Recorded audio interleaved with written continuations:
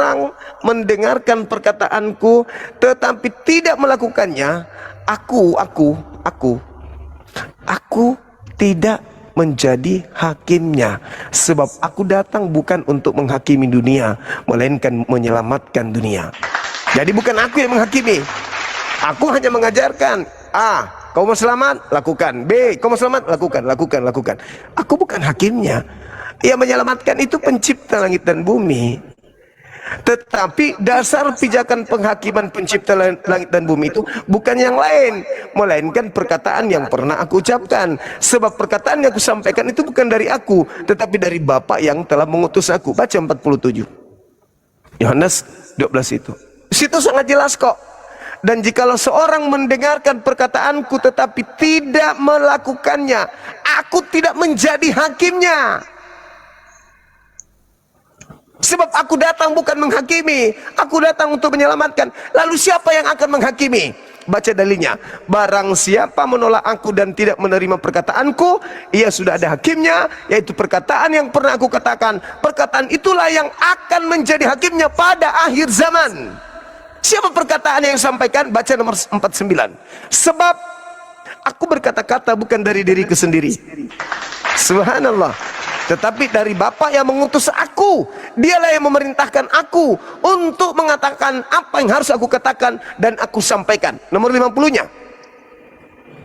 Dan aku tahu bahwa perintahnya itu adalah hidup yang kekal. Jadi apa yang aku katakan, aku menyampaikannya sebagaimana yang difirmankan Bapa kepadaku. Jadi yang akan menjadi hakim itu bukan Yesus. Yang menjadi hakim itu adalah Bapa Elohim, berdasarkan firman yang Yesus pernah sampaikan kepada kaumnya Bani Israel. Makanya dalam Al-Quran dikatakan, wa isqala Allah ya Isa bin Maryam, a anta qulta linnas, wahai Isa, apakah engkau mengajarkan mereka menuhankan engkau? Oh tidak, aku tidak pernah mengajarkan.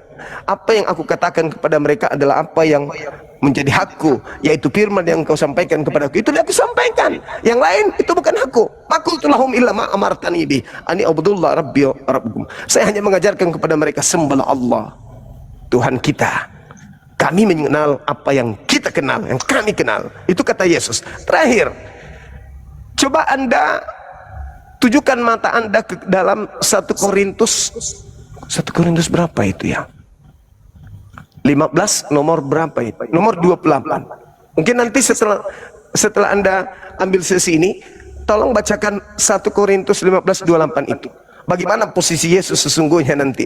Anda membawa data dari Paulus, saya berikan data dari Paulus. Ketika Yesus berbicara tentang dirinya sebagai hakim, tolong Anda dalami materi yang saya sajikan, Yohanes 12:44 sampai nomor 50.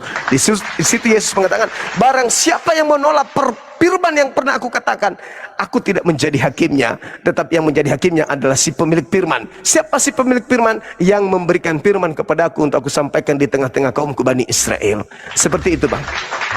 Silakan.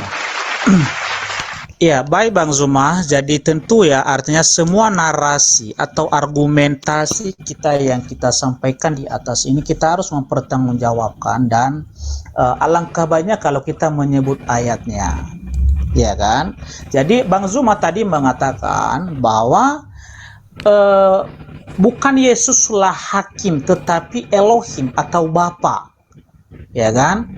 Bahkan Bang Zuma tadi mengatakan, ya, Musa nanti ya yang akan menghakimi. Ya, jadi saya minta Bang, datanya itu di mana Bang? Coba tunjukkan. Satu, pertama, di mana bahwa Musa nanti yang akan menghakimi. Dan kedua, di mana bahwa Bapa yang akan menghakimi. Coba tampilkan datanya, Bang. Soalnya nanti ada ayat-ayat nanti yang untuk membantah ayat itu, artinya pengakuan Yesus sendiri. Oke ya? Yohanes 5 nomor 45. Oke. Jangan kau menyangka aku datang untuk menghakimi. Oke, Yohanes 5. Ya, Bang. Iya. Oke. Silakan. Oke, Yohanes 5 ayat 45. Ya, baik. Saya bacakan ya. Jangan kamu menyangka bahwa aku akan mendakwa kamu di hadapan Bapa. Ya. Yang mendakwa kamu adalah Musa, yaitu Musa yang kepadanya kamu menaruh pengharapanmu. Sebab jikalau kamu percaya kepada Musa, tentu kamu akan percaya juga kepadaku sebab ia telah menulis tentang aku. Ya, tetapi jikalau kamu tidak percaya akan apa yang ditulisnya, bagaimanakah kamu akan percaya akan apa yang aku katakan? Ya. Jadi di sini Bang Zuma, ya, bukanlah Musa yang menghakimi di sini, tetapi ya mendakwa. Apa itu mendakwa? Ya kan? Kita harus percaya dalam konteks apa di sini Tuhan Yesus mengatakan hal demikian. Ya kan? Apa latar belakangnya dia mengatakan hal demikian? Ya, karena orang-orang Israel pada orang-orang Yahudi, ahli-ahli Taurat, orang-orang Farisi tidak percaya Yesus adalah Mesias. Yesus adalah nabi. Ya. Sehingga ya Tuhan Yesus mengatakan di sini, bukan aku nanti yang akan mendakwa kamu di hadapan Bapa, tetapi Musa. Karena kenapa? Karena Musa lah yang telah menuliskan tentang kedatangan ya Mesias atau nabi yang besar itu, sesuai yang ada di Ulangan 18 ayat 18. Ya. Jadi, apa yang dituliskan oleh Musa itu nanti ya yang akan digunakan untuk menuntut, untuk mendakwa orang-orang yang tidak percaya kepada Yesus ini. Bukan maksudnya di situ adalah Musa adalah hakim. Bukan itu pengertiannya. Ya. Nah, Anda mengatakan tadi, ya kan, bahwa Bapa adalah hakim. Ya. Di mana ayatnya coba Bang Zuma? Ya. Yohanes 12. Oke, Yohanes 12 ayat Dari 47 atau 46 sampai 50.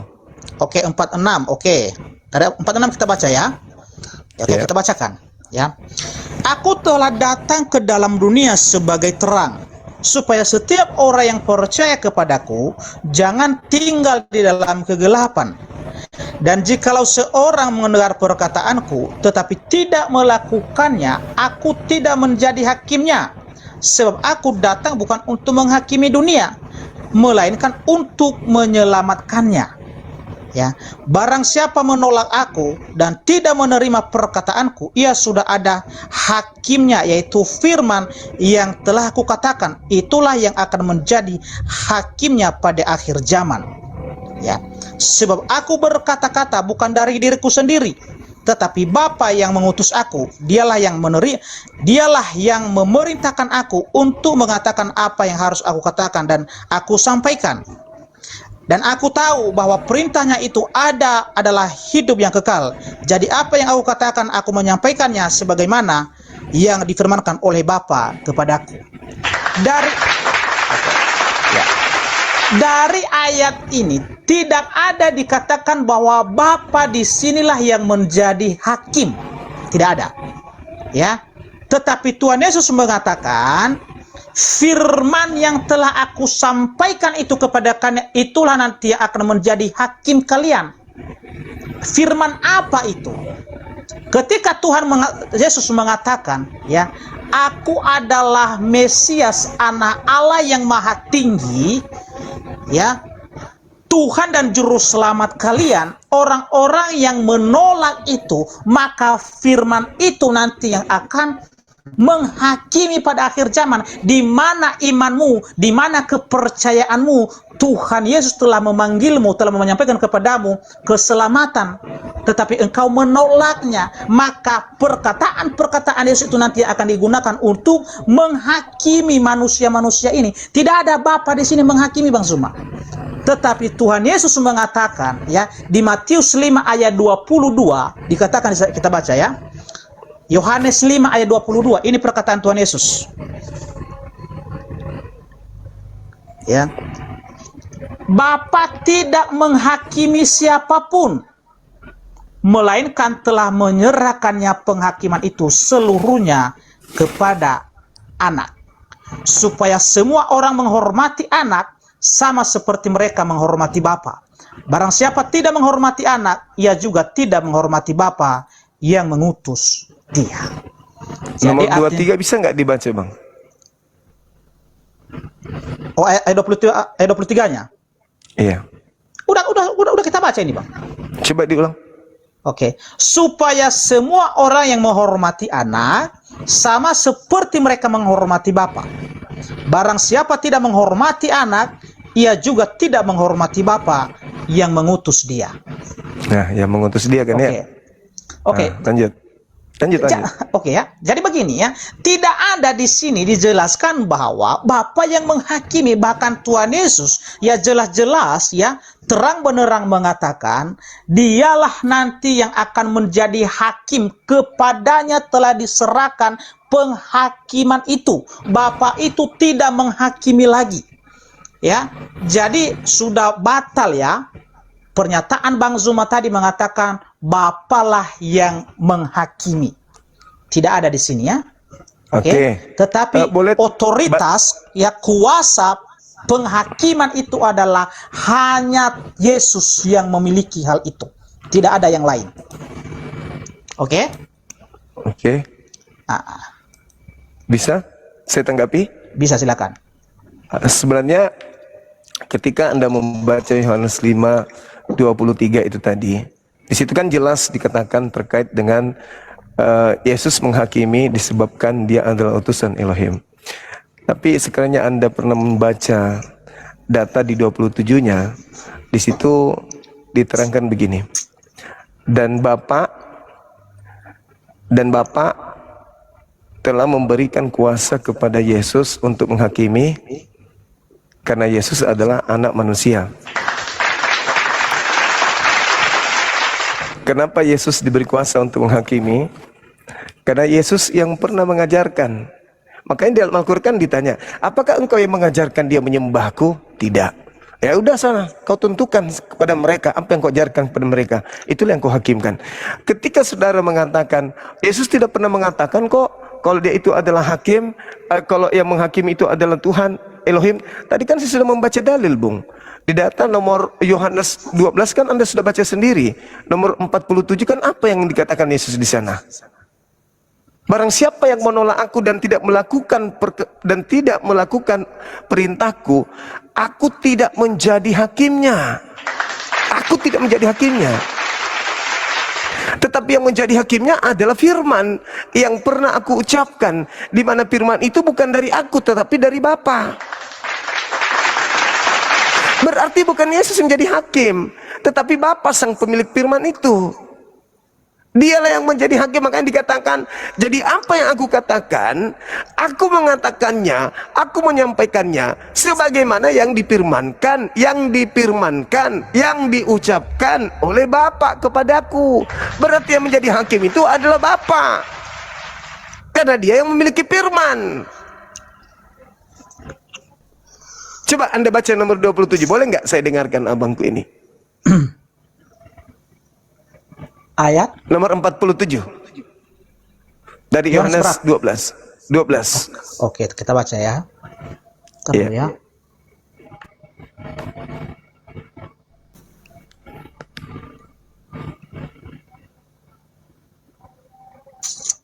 Ayat berapa tadi, Bang? Ayat 47. Oke, kita baca ya. Ya, beginilah firman Tuhan dari Yohanes 12 ayat 47. Dan jikalau seorang mendengar perkataanku tetapi tidak melakukannya, aku tidak menjadi hakimnya, sebab aku datang bukan untuk menghakimi dunia, melainkan untuk menyelamatkannya. Aku tidak menjadi hakimnya. Boleh ku jelaskan ini, Bang Zuma? Iya, jelaskan. Aku tidak menjadi hakimnya. Lalu yang menjadi hakimnya siapa, Bang? Oke, boleh ku jelaskan? Silakan. Oke, begini. Kami orang Kristen yang percaya kepada Yesus, ada 2 kali kedatangan Yesus. Kedatangannya pertama di 2000 tahun yang lalu, di awal Masehi, ya, itu sebagai juru selamat, ya, mati di atas kayu salib untuk memberikan nyawanya untuk penebusan dosa. Jadi kedatangannya itu bukan untuk menghakimi, tetapi memberikan keselamatan, menawarkan keselamatan bagi setiap orang yang percaya kepadanya. Ya, makanya dia berkata di situ, ya, setiap orang yang percaya kepadaku tidak binasa, melainkan beroleh hidup yang kekal. Ya, Yohanes 6 ayat 40. Ya, Yohanes 10 ayat 28. Oke, tetapi ya di akhir zaman nanti dialah hakimnya, tetapi kedatangan yang pertama itu bukan dia menjadi hakim di situ, tetapi memberikan nyawanya, menawarkan keselamatan ya bagi orang yang percaya. Tetapi kedatangannya yang kedua kali dialah di situ sebagai hakim. Ya, perkataannya di Yohanes 12 ayat yang ke-47 ini, Bang. Ini kan posisi Yesus ya ketika dia di bumi. Ya kan? Oh, enggak, ya, Bang. Sabar dulu. Bersama dengan murid-murid pada saat itu. Kepada siapa dia di sini berkata kan? Ya, kepada orang Yahudi, kepada ahli-ahli Taurat, orang Farisi, dia berkata di sini, Bang. 48-nya boleh dibaca. Oke, kita baca. Oke. Barang siapa menolak aku dan tidak menerima perkataanku, ia sudah ada hakimnya, yaitu firman yang telah kukatakan.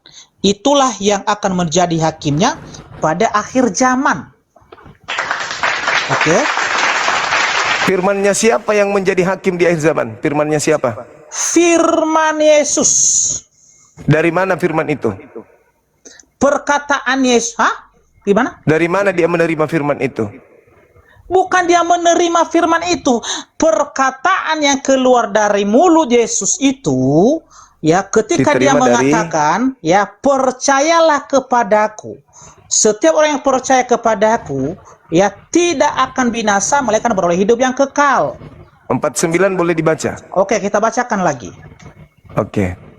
Sebab aku berkata-kata bukan dari diriku sendiri, tetapi Bapa yang mengutus aku, dialah yang memerintahkan aku untuk mengatakan apa yang harus aku katakan dan aku sampaikan. Ya, Apa jadi yang menjadi hakim di akhir zaman perkataan siapa? Yang menjadi hakim adalah perkataan Yesus, firman-Nya Yesus di sini. Yang dari ya, dirinya atau dari diri Bapa? Dari dirinya. 49 tadi? Dari dirinya, begini, ya, sabar. Yang barusan Anda baca? Sabar dulu, Bang. 49. Ya, sabar dulu. Ya, karena ya Bapa itu ya mengutus Yesus di dunia ini, tujuannya apa? Supaya setiap orang percaya kepadanya. Ya. Yohanes 3 ayat 16. Kita baca. Oke ya. Ini kita berbicara penghakiman dulu, Bang. Iya, penghakiman. Iya, sabar. Kita katakan ya. Kita Nomor 49. Ya, kita bahas nanti. Sabar dulu ya. Oke. Iya. Ya. Berarti maksudnya kita selesaikan ini dulu. Iya, 49. Iya, oke. Kita baca sekali lagi ya. Sebab aku berkata-kata bukan dari diriku sendiri. Oke, tetapi Bapa yang mengutus aku, dialah yang memerintahkan aku untuk mengatakan apa yang harus aku katakan dan aku sampaikan. Nah, Oke, Tuhan Yesus di sini ya menyampaikan kepada ahli-ahli Taurat dan orang-orang Farisi ya bahwa kedatangannya itu bukan hanya atas kehendaknya sendiri, melainkan ini berbicara penghakiman nanti, penghakiman. Ya, sabar. Nanti ya, sabar. di penghakiman. Ya, silakan. Ya, sabar dulu Bang Zuma. Ya, melainkan ya atas kehendak Bapa. Oke, atas kehendak Bapa. Apa itu kehendak Bapa? Supaya setiap orang yang melihat anak dan yang percaya kepadanya tidak binasa, melainkan beroleh hidup yang kekal. Di mana ayatnya? Di Injil Yohanes 6 ayat 40. Sehingga Bang Zuma, orang yang tidak percaya apa yang disampaikan oleh Tuhan Yesus ketika dia berkata, akulah Mesias, akulah anak Allah. Ya, aku dan Bapa adalah satu. Akulah jalan kebenaran dan hidup. Tidak ada yang sampai kepada Bapa kalau tidak melalui aku. Orang-orang yang tidak percaya di situ, itu nanti yang akan dihakimi. Dan melalui perkataan-perkataan Yesus itulah dalil-dalil itu nanti yang digunakan untuk menghukum, menghakimi orang-orang yang tidak percaya. Itu maksud Tuhan Yesus di sini. Bukan Bapa yang mengasihi, tidak ada kata Bapa di sini yang mengasihi. Yang menghakimi tidak ada. Oke? Tapi yang menjadi hakim di sana Yesus atau firman Yesus? Yesus di situ, Bang Zuma. Ya, Yesus. Jadi ketika Tuhan Yesus nanti, sabar bro. Ketika Tuhan Yesus nanti ya menghakimi di akhir zaman itu, dia kutip semua perkataan-perkataannya di bumi ini. Ketika dia mengatakan, percayalah kepadaku, ikutlah aku. Jadi ketika orang itu ya menolak dan memilih untuk tidak percaya, maka firman-Nya itu nanti yang akan digunakan untuk menuntut orang itu. Ya, untuk menghakimi orang-orang. Makanya dia berkata, firmanku nanti yang akan menghakimimu. Nah, firman itu ucapan dia sendiri dari dirinya sendiri atau dari Iya, Bapa? ya ucapan dirinya sendiri lah, nggak mungkin nih. Karena iya. Aku tidak berkata-kata dari diriku sendiri. Apa yang aku katakan adalah apa yang diperintahkan oleh Bapa untuk aku katakan dan aku sampaikan. Dan aku tahu bahwa perintahnya itu adalah hidup yang kekal. Oleh karena itulah, jadi apa yang aku katakan kepadamu adalah apa yang diperintahkan, sebagaimana yang diperintahkan Bapa untuk aku katakan. Jadi yang menjadi hakimnya kelak itu bukan Yesus, tetapi Bapa. Berdasarkan perkataan Bapa yang Yesus sampaikan kepada Bani Israel, itu yang akan menjadi hakimnya nanti, bukan Yesusnya. Sekarang saya minta terakhir, bisa nggak saudara saya bacakan 1 Korintus 15:28? Oke, boleh. Tapi sebentar dulu ya Mas Zuma. Ya, pertanggungjawabkan ya perkataan Bang Zuma itu, carikan sama saya di mana bahwa Bapa itulah yang menghakimi secara eksplisit seperti seperti perkataan Bang Zuma. Tidak ada ditemukan di sini Bang Zuma. Makanya saya bentar dulu. Makanya saya ajak Bang Zuma tadi ya membaca Yohanes 3 ayat 16 dan Yohanes 6 ayat 40 supaya mengerti apa sih kehendak Bapa itu. Ya, apa firman-firman Bapa itu? Kan begitu. Iya, firman Bapa yang Yesus sampaikan, itulah yang akan kelak menjadi hakimnya. Nah, ini firman Bapa itu, ya artinya yang dikehendaki oleh Bapa itu apa? Kita baca dulu, sabar. Nanti saya jelaskan pertanyaan Bang Zuma. Oke ya. Yohanes 6 ayat 40. Ya. Sebab inilah kehendak Bapakku. Ya, yaitu supaya setiap orang yang melihat anak dan yang percaya kepadanya beroleh hidup yang kekal. Ya, dan supaya aku membangkitkannya pada akhir zaman.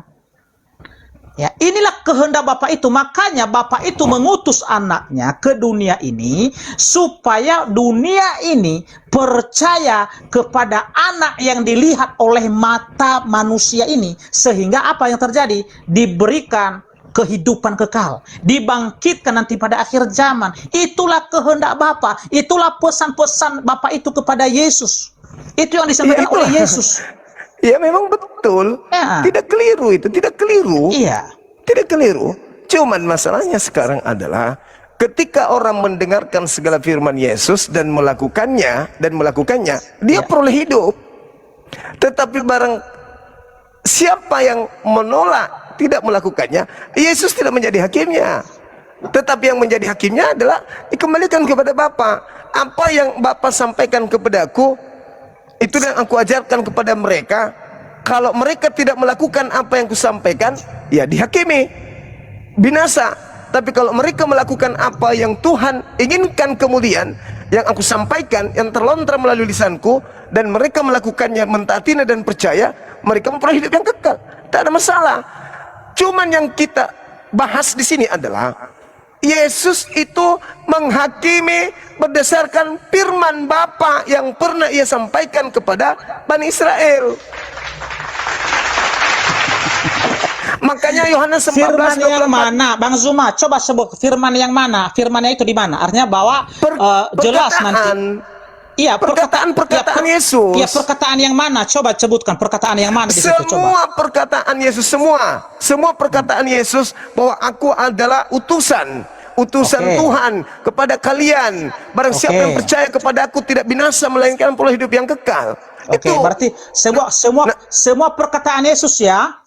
Ya, nah sekarang Oke, setuju ya? begini. Oke. Sederhananya Oke. begini, Bung. Sederhananya begini. Ketika Anda diperhadapkan dengan penghakiman Yesus, lalu Anda ditanya, ini siapa? Ini saudara Depi. Ini kok menyembah Yesus? Yesus, apakah kau pernah mengajarkan dia menyembahmu? Mana firmanmu? Berarti kau bicara sendiri. Karena aku Tuhanmu tidak pernah mengajarkan engkau agar mengajak Bani Israel atau manusia menuhankan dirimu selain aku.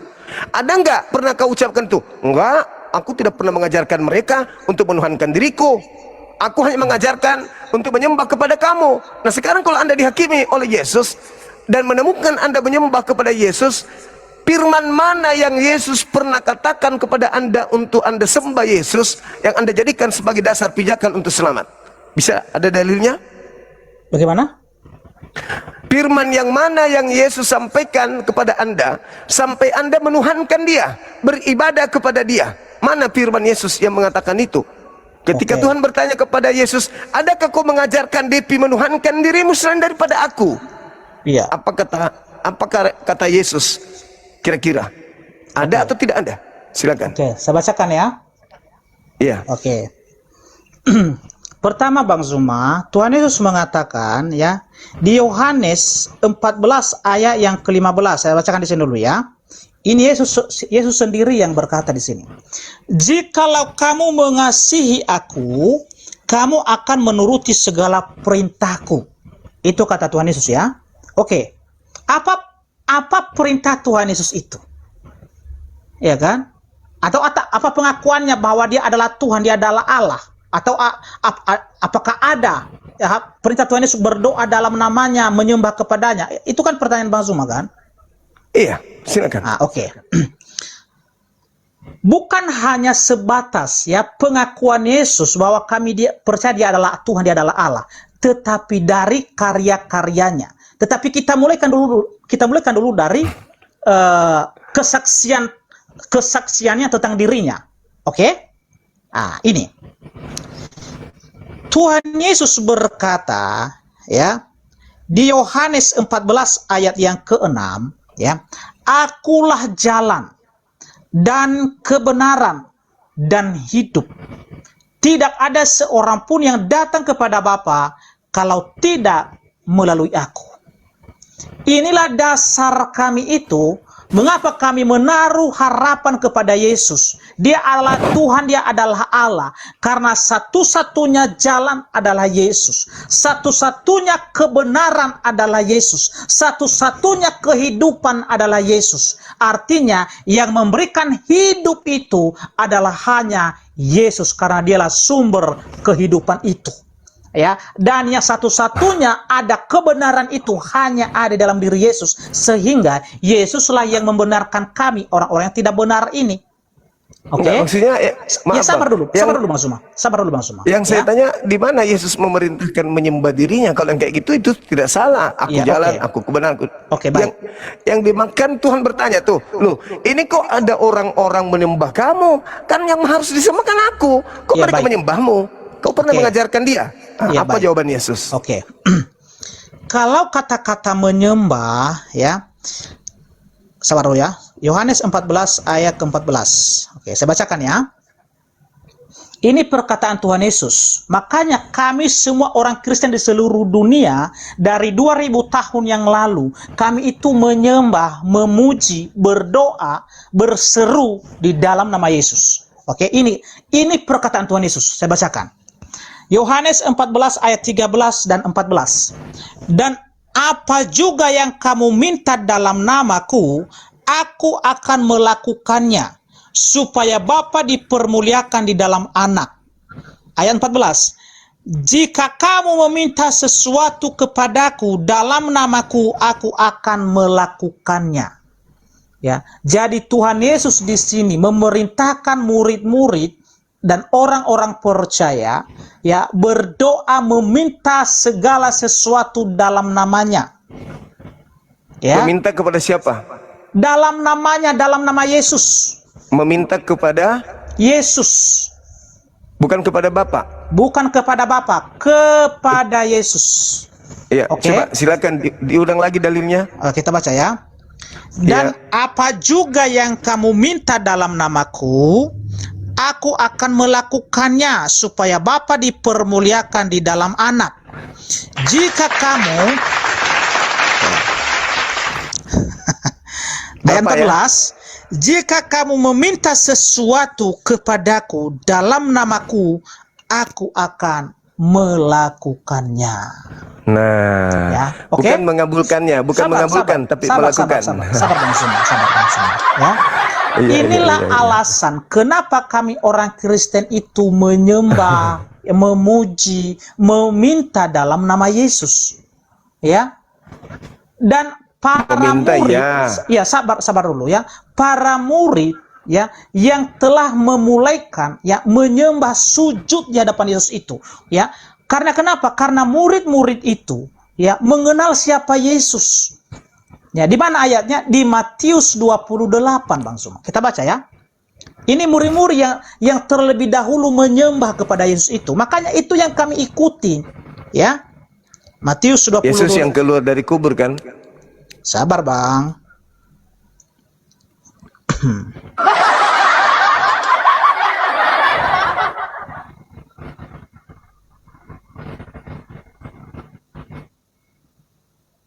Ya, ini ya. Matius 28 ayat 9. Tiba-tiba Yesus berjumpa dengan mereka dan berkata, "Salam bagimu." Mereka mendekatinya dan memeluk kakinya serta menyembahnya. Ya. Seorang murid ya yang bersama-sama dengan Tuhan Yesus selama 3 tahun setengah, ya, melihat mujizat Yesus, karya-karya Yesus, kesaksian-kesaksian Yesus, ya, kebangkitan Yesus, makanya mereka itu menyembahnya karena mereka tahu siapa Yesus adalah Tuhan dan Allah, ya. Disertai dengan pengakuan Thomas di Yohanes Yohanes pasal yang ke-20, ya, ayat 28. Baca nomor 17-nya boleh, Bang? Di Yohanes, Matius. Bukan itu yang saya bahas ya. Ini Matius pengakuan 28 tadi. Thomas, ya. Ya enggak. Matius 28 tadi, boleh baca nomor 17-nya. Oke, 17-nya. Oke, kita baca. Ketika melihat dia, mereka menyembahnya, tetapi beberapa orang ragu-ragu. Apa itu? Menyembah di situ mempertuhankan atau menghormat kepadanya sebagai kurios. Menyembah di sini, Bang, menyembah. Ya, proskuneo kan? Berarti dia menghormatkan di situ, bukan mempertuhankan, tapi menghormat, bersimpu, menghormat, tidak menyembah, mengibadahi, menganggapnya Elohim, enggak. Dan sebagian murid-murid itu ragu, apakah ini Yesus atau bukan? Karena itu sudah kejadian keluar dari kubur. Ya kan? Itu keraguan, itu Yesus atau bukan. Nah, kemudian yang saya mintakan dari tadi, di mana perintah Yesus untuk menyembah dirinya? Kalau hari ini Anda mengatakan kami menyembah karena adanya orang-orang yang menyembah makhluk yang keluar dari kubur, berarti Anda bukan pengikut Yesus. Anda pengikut orang yang menyembah yang keluar dari kubur itu. Yang saya tanya di sini, penghakiman yang berlandaskan firman Tuhan yang pernah datang kepada Yesusnya itu mana? Di mana Yesus diperintahkan oleh Bapa, ajarlah mereka untuk menuhankan dirimu, menyembah dirimu selain daripada aku. Yang Anda pertunjukkan itu sikap orang-orang terhadap Yesus, bukan firman Tuhan.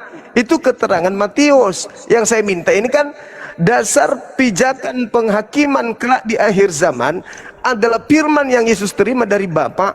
Firman itulah yang akan menjadi hakimnya kelak, dan Bapa menyerahkan penghakiman itu kepada Yesus karena Bapa telah percaya kepada Yesus. Yesus telah mengajarkan apa yang aku kehendaki terhadap kaumnya Bani Israel. Yesus tidak mungkin menyeleweng daripada apa yang kupirmankan, maka seluruhnya diserahkan kepada Yesus. Penghakimanmu Yesus sesuai dengan ucapan-ucapan yang aku perintahkan kepadamu. Makanya ketika ada kejadian ternyata ada yang menuhankan dia, baik Al-Quran maupun Matius menjelaskan di mana Yesus mengusir orang-orang yang menuhankan dirinya, bukan? Enyahlah daripadaku, aku tidak mengenal kalian, kalian semua adalah pembuat kejahatan. Siapa mereka? Yang memanggil Yesus Tuhan kan? Di mana Bernubuat ayatnya itu memusnahkan- Bang Zuma? Di mana ayatnya itu? Matius 7 nomor 22 23. Oh, berarti tentang nabi-nabi palsu dan guru-guru palsu ya? Yes, ternyata bukan Yesus yang mengajarkan mereka melakukan itu. Oke. Kenapa? Tolak ukurnya Bang adalah kembali kepada Yohanes Oke. 12, kehendak Bapa. Oke, kita baca. Sekarang Kita baca ya. Ada nggak kehendak Bapa untuk menyembah Yesus? Kan itu. Nah, Ada nggak? ya ada dong. Mana di mana Bapa mengatakan agar manusia menyembah Yesus? Kalau kata-kata untuk menyembah, Nah, itu Bang, dia. ya. Kalau begini Bang Zuma, ya begini Bang Zuma, ya. Itu dia masalahnya. Ya begini, ya. Di radio monitor. Sabar dulu. Nanti saya ajukan juga pertanyaan sama Bang Zuma seperti pertanyaan Bang Zuma ini harus tertulis secara eksplisit. Kalau saya balik tanya nanti di Al-Qur'an, kalau Abang Zuma tidak menemukan itu bagaimana Bang Zuma? Ada Al-Quran surat Taha ayat 14. Enggak, begitu, bukan seperti itu. Artinya semua apa yang kalian praktekkan ya sampai saat ini, ya kan, yang kalian lakukan, ya, tidak ada perintah di dalam Al-Quran, tetapi kalian lakukan sampai hari ini. Bagaimana itu? Tunggu Bang, bukan ke situ poinnya Bangku. Poinnya Itu kan adalah mulai ketakutan. tunggu. Kalau saya tanyakan Al-Quran nggak berani kan? bukan di situ poinnya. Poinnya adalah Di mana poinnya? Penghakiman akhir zaman berdasarkan firman Yesus. Yang Yesus katakan berasal dari Bapa itu. Begini Itu loh Bang yang Zuma, yang menjadi ya. yang Saya menjadi paham ya, poinnya artinya itu di situ. ya, kita ini ya udah bertahun-tahun kita di dunia perdebatan ini ya. Allahu Ya, Akbar. udah bertahun-tahun, artinya bukan hanya kita kemarin sore ini, ya oke ya. Jadi, ya kalau saya tanyakan hal yang sama nanti sama Bang Zuma, di mana tertulis secara eksplisit di Al-Qur'an bahwa ada perintahnya ini, tetapi tidak ditemukan, bagaimana menurut Bang Zuma? Ada semua ada perintahnya dalam Al-Quran. Sholat, Semua? puasa, iya, semuanya ada perintah dalam Al-Quran. Benar. Iya. Oke. Satu, tunjukkan sama saya di mana di Al-Qur'an perintah sunat. Coba. Oke. Perintah sunatnya dalam Al-Quran. Jelas. Al-Quran surah Ali Imran ayat 31. Kul Oke, in kita kuntum baca. tuhibbunallah. Iya. Kita baca Bang Zuma, kita baca Bang Zuma. Iya. Saya punya Al-Qur'an Iya. di sini, Bang Zuma. Iya. Kita buktikan biar Al-Quran, jelas ya. Al-Maidah ayat 31, surah An-Nahl ayat 44. Oke, Al-Maidah berapa, Bang? Al-Maidah 31. Oke, Al-Maidah 31. Oke, saya bacakan ya. Yes. Oke. Al-Maidah 31. Beginilah Ali Al-Quran. Imran. Oleh Ali Imran, tapi katanya Al-Maidah tadi. Sorry. Silakan. Ali Jadi Imran. tidak ada perintah Bapak ya kepada Yesus untuk mengajar manusia untuk menyembah dirinya ya. Oke. Kita baca ya. Yuk, Ali Imran ayat 31. iya. Katakanlah Muhammad, jika kamu mencintai Allah, ikutilah aku. Niscaya Allah mencintaimu dan mengampuni dosa-dosamu. Allah Maha Pengampun, Maha Penyayang. Di mana kata sunnah di sini, Bang Zuma? Fattabi'uni, agar mengikuti Nabi Muhammad. Tidak ada perintah sunnah di sini, nggak ada perintah sunnah tadi yang saya tanyakan. Dengarkan dulu. Perintahnya Allah itu agar kami mengikuti siapa? Mengikuti Muhammad. Nah, Nabi Muhammad mengajarkan kami untuk bersunat. Selesai. Di mana Nabi Muhammad aja nggak ada sunat di dalam Al-Quran, nggak dikatakan sunat Muhammad sunat di mana? Bung, saya katakan kepada saudara, Anda kan bertanya, mana perintah sunat? Perintah sunatnya, Al-Quran memerintahkan kami untuk ikut kepada Nabi Muhammad. Iya. Nabi Muhammad mengajarkan kepada kami, salah satu fitrah itu adalah bersunat. Iya Maka kan, umat Islam bersunat sesuai dengan ini- perintah beliau. Bang Zuma, kita bicara dalil, Bang. Ya, dalil bukan tafsiran gitu. Bukan tafsiran. Bukan ya. ini bukan tafsiran. Yang Abang Kami harus lakukan itu mengikuti. tadi adalah tafsiran yang tidak tertulis. apa yang menjadi perintah Tuhan kami mengikuti Nabi Muhammad, kan Nabi Muhammad yang harus kami ikuti. Oke. Sebagaimana Bapak mengajarkan harus mengikuti Yesus kan. Oke. Nah, mana perintahnya kemudian agar manusia menyembah Yesus, kan tidak ada dalilnya dari tadi. Bentar dulu Bang, ya. Makanya saya bilang tadi nggak usah kita artinya untuk melontarkan pertanyaan-pertanyaan itu, nggak usah Bang Zuma. Karena kenapa? Kalau saya nanti ya bertanya balik seperti yang Bang Zuma lakukan, pasti Bang Zuma itu kelabakan gitu loh. Ya. Bukan. Begini, Kan Yesus sabar. Yesus mengatakan barang siapa yang menolak, tidak melakukan firman perkataanku, aku tidak menjadi hakimnya. Oke. Udah. Yang menjadi hakimnya adalah Bapa. Oke. Sekarang kalau saya ditanya, wahai Bang Suma, kenapa kau bersunat? Karena Allah mengatakan aku harus ikut Nabi Muhammad. Ya. Nabi Muhammad memerintahkan aku sunat, aku lakukan itu. Nah, Udah. sekarang mana perintahnya Bapak, firman kepada Bapak, kepada Yesus, agar Yesus itu mengajarkan orang-orang untuk menuhankan dirinya? Ada enggak? Udah. Saya tanggapi ya. Silakan. Oke. Ada enggak perintah itu? Ya, dua-dua tadi apa yang disampaikan oleh Bang Zuma di sini, perintah sunnah di dalam Al-Qur'an tidak ada. Bahkan begitu juga dengan Nabi Muhammad, tidak ada ditemukan di dalam Al-Qur'an bahwa Muhammad sudah sunat, tidak ada. Oke ya? Kalau itu yang Bang Zuma sampaikan di sini, tidak ada. Saya jamin tidak ada.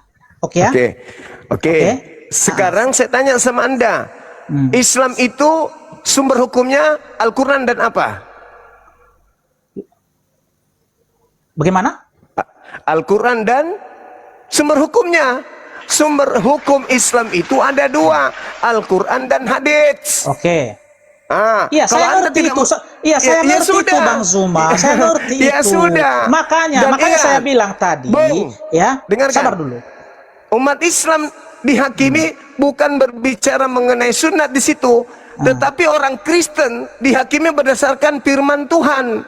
Oke, udah. Dan Yesus mengatakan bahwa aku tidak menghakimi. Berarti penghakiman yang dilakukan oleh Yesus adalah apa yang Bapa firmankan kepada Yesus untuk Yesus sampaikan kepada Bani Israel.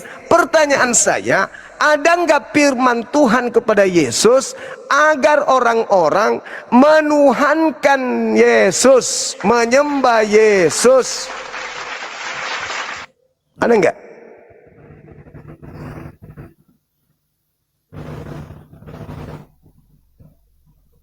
Ada nggak Bang?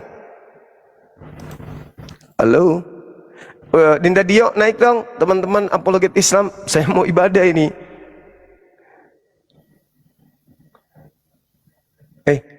Kemana dia?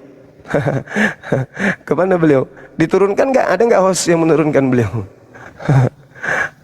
Allahu Akbar, Masya Allah, Subhanallah. Mohon Dinda Dio naik dulu dong, atau anak-anak AMPI pusat naik dulu dong. Alhamdulillah, Masya Allah, ada Dinda Tahta. Assalamualaikum warahmatullahi wabarakatuh, Dinda. Waalaikumsalam warahmatullahi wabarakatuh. Abang, Allahu Akbar. Siap. Gimana kabar? Sehat? alhamdulillah sehat. Masya Allah, Subhanallah. Tambah ganteng aja ya. Berkah ibadahnya kemarin. Palsu ini, Bang. Oke Dinda, saya izin teman-teman netizen, saya izin 15 menit 20 menit saya ibadah asar dulu. Nanti habis itu diambil alih sama Ustadz kita, Ustadz Tahta. Saya ibadah asar, habis itu kita lanjut lagi sampai maghrib. Ya, jangan kemana-mana semuanya ya. Saya monitor kok, saya di sini. Saya cuma sholat sambil saya dengarkan. Kadang saya ngaji kecil, habis itu saya ambil alih lagi. Ada Bang Arif juga, silakan. Bang Arif, ada yang ingin disampaikan sebelum saya ini, Bang Arif? Sebelum saya khusus baik Gurunda. Assalamualaikum warahmatullahi wabarakatuh. Waalaikumsalam. Tata.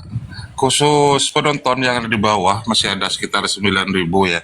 Bagi yang belum memfollow akunnya Gurunda di atas itu Bang Zuma, silakan di follow teman-teman ya. Di follow bagi yang belum, biar nanti ketika nonton ada Komalnya Gerunda ini selalu terpantau kan gitu kan. Barusan ada DM Gerunda ke saya, ada yang murtad, kemudian masih sempat DM-an komunikasi ini sampai sekarang. Iya. Beliau dipaksa murtad oleh bosnya yang Kristen katanya. Dia mau naik tapi takut katanya. Saya bilang suarakan di komalnya Bang Zuma biar diketahui oleh publik gimana ahwal mula ceritanya gitu kan. Tapi dia nggak Iya. berani. Dia nggak berani. Namanya Gerunda. siapa?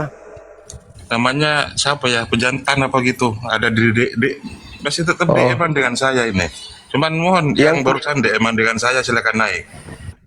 yang kemarin itu kan ada tuh sama kasusnya disuruh murtad juga, tapi alhamdulillah kita sudah syahadatkan. Bukan, ya kalau nggak salah perempuan. Oh, Namanya. lain lagi berarti. Nama akunnya perempuan. Ya. Ya, di samping itu teman-teman penonton yang di bawah, Go Populer itu juga berpengaruh terhadap popularitas akun Komal ini ya teman-teman. Alhamdulillah sekarang Komal Bang Zuma peringkat keempat barusan saya lihat itu tetap Alhamdulillah. dipertahankan. Ya, Love Oren, absen. Nah itu absen silahkan, masih ada 9.000 lebih penonton. Love Orennya, kemudian setelah Love Oren disandingkan dengan Go Populer teman-teman. Go Populer, ayo Go Populernya. Juga jangan lupa ini untuk fans super Gurunda itu mematok target 100 fans super untuk sementara. Yang terdaftar berlangganan kepada Gurunda, Bang Zuma itu sudah ada 7, alhamdulillah sudah ada penambahan, kemarin 5, sekarang ada penambahan 2. Silakan sambil lalu yang belum posting ulang diposting ulang untuk mempertahankan popularitas ini. 4 terbesar terpopuler di Indonesia, bayangin. Tepuk tangan untuk Komal Gurunda. Alhamdulillahirabbil alamin. Masya Allah. Keren. Makasih Bang Arif. Ini perjuangan Bang Arif dan teman-teman kita semuanya. Lanjut.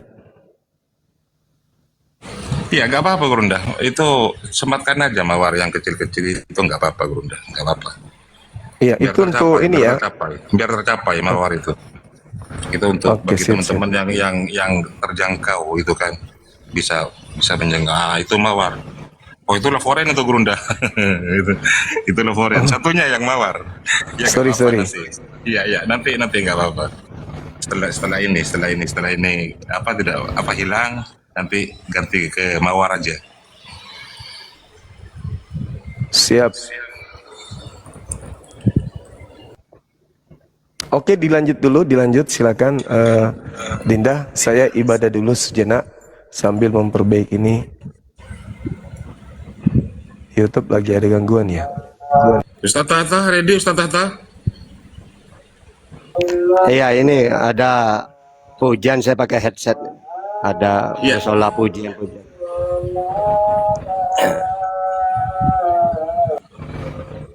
Ya, jangan berhenti yang belum Love Orange absen teman-teman. Sudah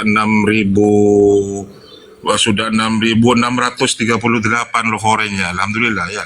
Yuk sampai ke 7K Love Orange, yuk bisa. Sudah siap Ustaz Tahta? Saya naikkan teman-teman Kristen. Iya, naikkan aja. Kita sambil nunggu Gurunda ibadah tuh. Kalau nggak ada saya mau narasi habis ini. Pendeta DP malah keluar. Aduh, turun naik lagi Pendeta DP.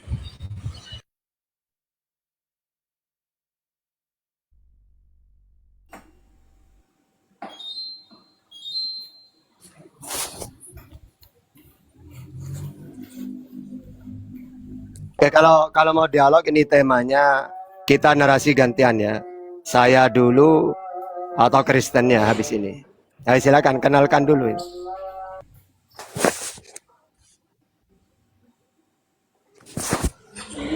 Bang Raja Bintang. Silakan, Bang Ari. Langsung Iya. langsung Bang aja Ari Bang Ari. TikTok. Silakan Bang Ari Langsung TikTok. sapa dulu. Dibuka mic-nya dulu, Evlogia. Dibuka, yuk.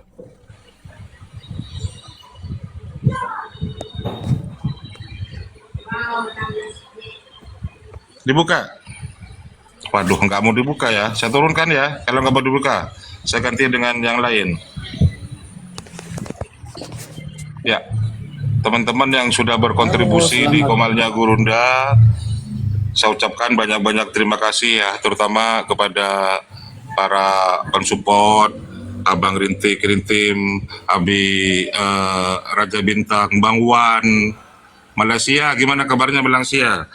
Ukti Aisyah, Coko Kukis, Dokter Cokis, Bang Raja Bintang dan MC, Jimar Honton, Bara, Nenoy Jambi, Dekati Oten, Ian, dan lain-lain yang tidak bisa saya sebutkan satu persatu. Saya ucapkan banyak-banyak terima kasih ya. Tetap konsisten istiqomah di Komal Gurunda untuk mendengarkan edukasi yang beliau paparkan ketika beliau berdiskusi dengan teman kita dari kekristenan. Silakan lanjut Ustaz Tahta. Temanya silakan hari TikTok. Aduh, hari TikTok lagi yang naik. Silakan, siapa dulu bernarasi? Saya dulu atau Bang Ari? Suaranya.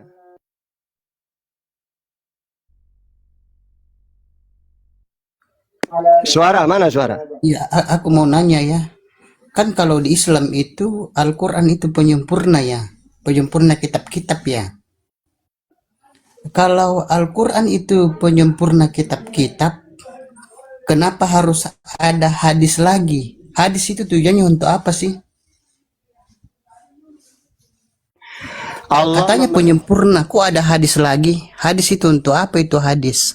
Ya sudah, Anda kan bertanya ini, bukan diskusi. Sudah bertanya. Tanya pertanyaan persatu. Ya, silakan Ustaz, dijawab. Jawabannya An-Nisa 59, Al-Maidah 92, Surat Nur 54. Ya ayyuhalladzina amanu atiullah wa atiur rasul. Wahai orang-orang beriman, taatlah kepada Allah melalui Al-Quran. Wa atiur rasul melalui hadis. Rasulullah sendiri, taraktu fikum amroini lan tadillu ma tamassatum bihima kitabullah wa sunnah. Aku meninggalkan dua perkara. Selagi kamu berpegang teguh kepada keduanya, kamu tidak akan tersesat. Apa itu? Kitabullah, Al-Quran, wa sunnah, hadis Nabi. Itu perintah Allah.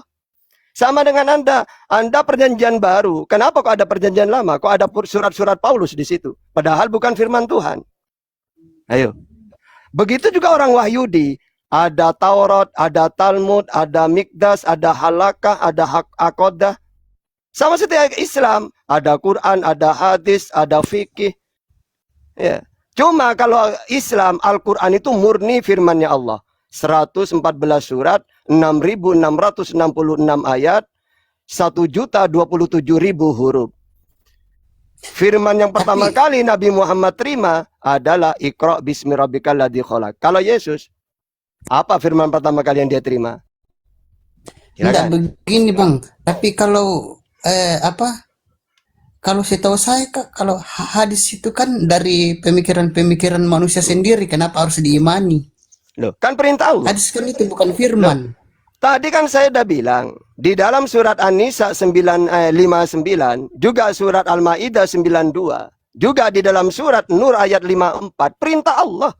Taatlah kepadaku melalui Quran, wa atiur rasul melalui hadis. Perintah Allah itu.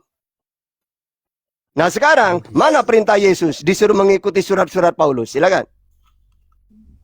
Iya. Di mana? Ada datanya. Maksudnya pertanyaannya gimana? Loh, kenapa kok harus ada hadis? Saya nanya, kenapa dalam kitabmu kok ada perjanjian lama, perjanjian baru, kok ada surat-surat Paulus? Mana perintah Yesus disuruh mengikuti surat Paulus? Enggak, Bang. Enggak. Kan saya minta data. Anda bertanya ke saya pakai 5 data barusan. Sekarang saya nanya balik, mana perintah Yesus disuruh mengikuti surat-surat Paulus? Kok ada dalam Bibelmu? Itu kan saling melengkapi, Bang. Bukan itu jawabannya, harus pakai data. Silakan. Maksudnya data apa? Kamu nanya ke saya. Ya, kenapa kok harus ada hadis? Perintah Allah. Mana datanya? Surat An-Nisa 59. Apa kata Allah? Ya ayyuhalladzina amanu atiullah. Wahai orang beriman, taatlah kepadaku melalui Al-Quran. Wa atiur rasul, dan taatlah kepada utusanku Muhammad melalui hadisnya. Itu perintah Allah. Saya nanya balik, mana ucapan Yesus? Ya, diperintah untuk mengikuti surat-surat Paulus. Kok ada dalam Bibelmu? Nah, pakai data, silakan. Kok kok Paulus yang harus memerintah? Yesua itu Tuhan loh. Dia itu firman hidup loh. Udah bang, udah ada bisa jawab. Sekarang nanya lagi, silakan. Apa lagi pertanyaannya? Nanya lagi. Ini pertanyaan Bang Tahta ini yang apa? Udah, pertanyaan kedua lari. Waduh, jangan lari.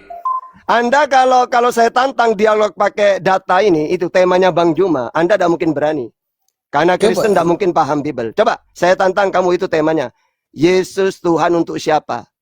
Silakan, pakai data. Enggak. Kalau Yesus, enggak, Yesua bukan Yesus. Yesua itu nama apa? Nama helenisasi itu. Oke. Udah sekarang saya akan bernarasi.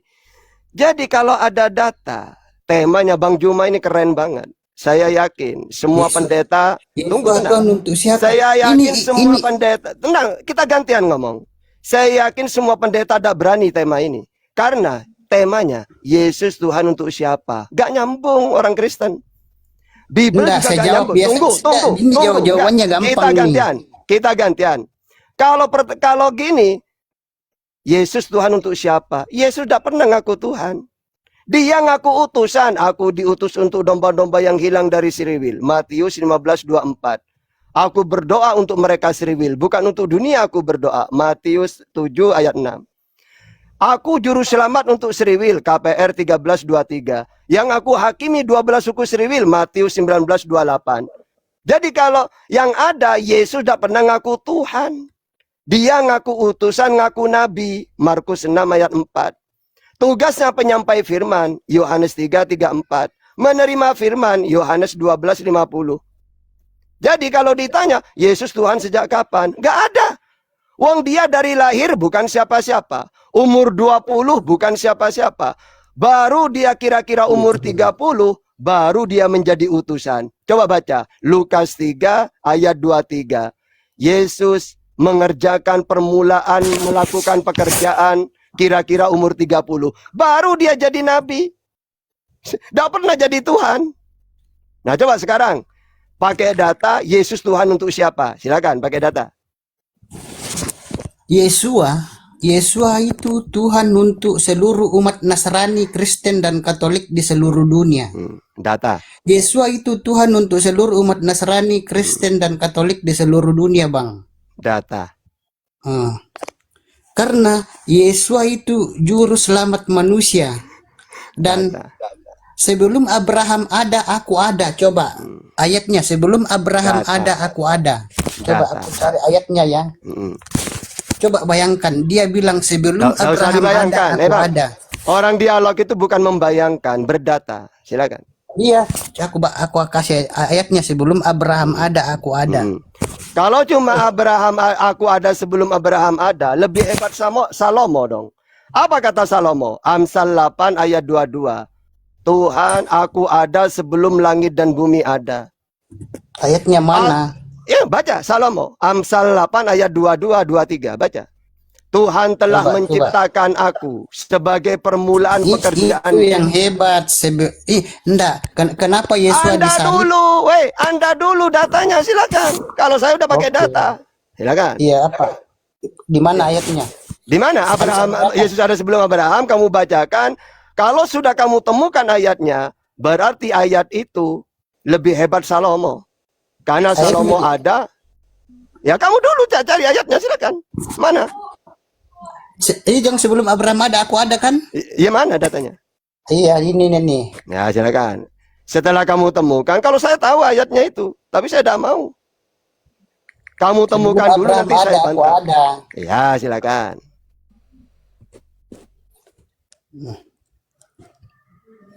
Aku berkata kepadamu, sebelum Abraham ada, aku ada. Yohanes 5. Nah, oke. Jadi adanya Yesus sebelum Abraham, sedangkan Salomo sebelum Yohanes 11 ayat 3 sampai 7. Iya, udah. Berarti lebih hebat Salomo. Salomo ada sebelum bumi diciptakan. Mana ayatnya, dalilnya mana coba? Dalilnya mana? Coba, oke. Amsal 8, coba 22. Amsal 8 ayat 22 dalilnya mana? Amsal 8 ayat 22. Ya, coba baca. Mana dalilnya? Ya ini baca. Iya iya iya, aku baca dulu, aku baca Amsal 8 ayat silakan. 22. Baca yang keras, Ri. Jangan ngeyel, Ri. Itu sebelum Abraham ada, itu bukti dia Tuhan. Sebelum Abraham ada, aku ada. Itu buktinya dia Tuhan. Ya udah, masa kalau aku ada sebelum Abraham, gini loh caranya dialog itu. Kau tunggu gantian. Aku baca Amsal 8 ayat 2. Ya, silakan. Baca dulu, Ri. Baca dulu, Ri. Jangan ngeyel, Ri. Dibuka mionya, Ri. Dibaca itu perkataan Salomo itu. Karena akunya itu huruf kecil, A-nya. Dibaca, dibuka mionya, buka mionya.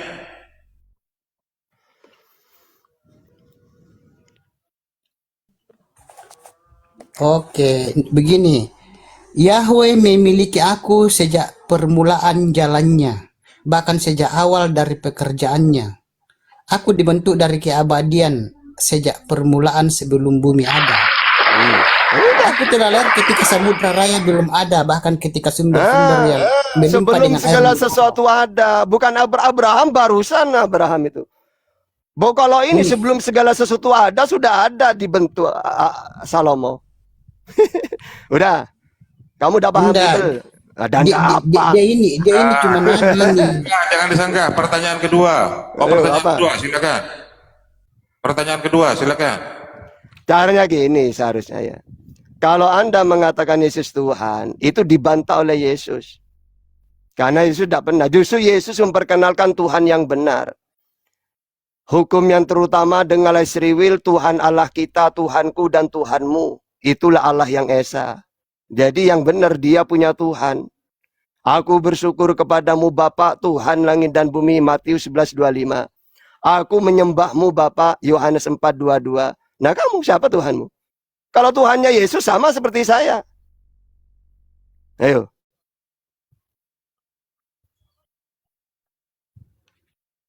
Mute, dibuka mute-nya. Mute-nya lari. Waduh, kau itu. Yesua itu firman yang hidup, Pak. Tahu nggak definisi firman hidup? Itu firman yang hidup. Oke, sekarang pakai data. Al-Quran kan sama hadis firman tertulis. Firman kalian kan firman hidup. Oke. Firman kalian kan cuma tertulis. Firman kami hidup loh. Sudah, Ustaz. Jadi kalian ini tidak punya data. Firman itu tidak pernah Yesus mengatakan aku firman hidup, gak pernah. Yang Yesus katakan, aku manusia menerima firman. Yohanes 3:34, Yohanes 12:50, Yohanes 15:15, Yohanes 17 ayat 8. Dia menerima firman. Firman itu sifat perkataan. Mana datanya firman itu perkataan Tuhan? Keluaran 34:28, Yeremia 15:16, Yeremia 30 ayat 4, Yehezkiel 3 ayat 4. Jadi yang benar kata Yesus, aku manusia menerima firman. Tidak pernah Yesus mengatakan, aku firman jadi manusia. Gak ada. Ya, saya puluhan data itu. Yang benar Yesus mendengar firman, setelah didengar disampaikan. Mana datanya? Yohanes 17 ayat 8. Sebab segala firman yang kau sampaikan kepadaku, telah kusampaikan kepada mereka. Itu yang ada dalilnya. Silakan. Ngomong apapun ketampol Bible kamu. Silakan, pertanyaan ketiga. Di-mute. Dibuka mute-nya. Pertanyaan ketiga. Kok di mute terus sih? Lo ya gantian.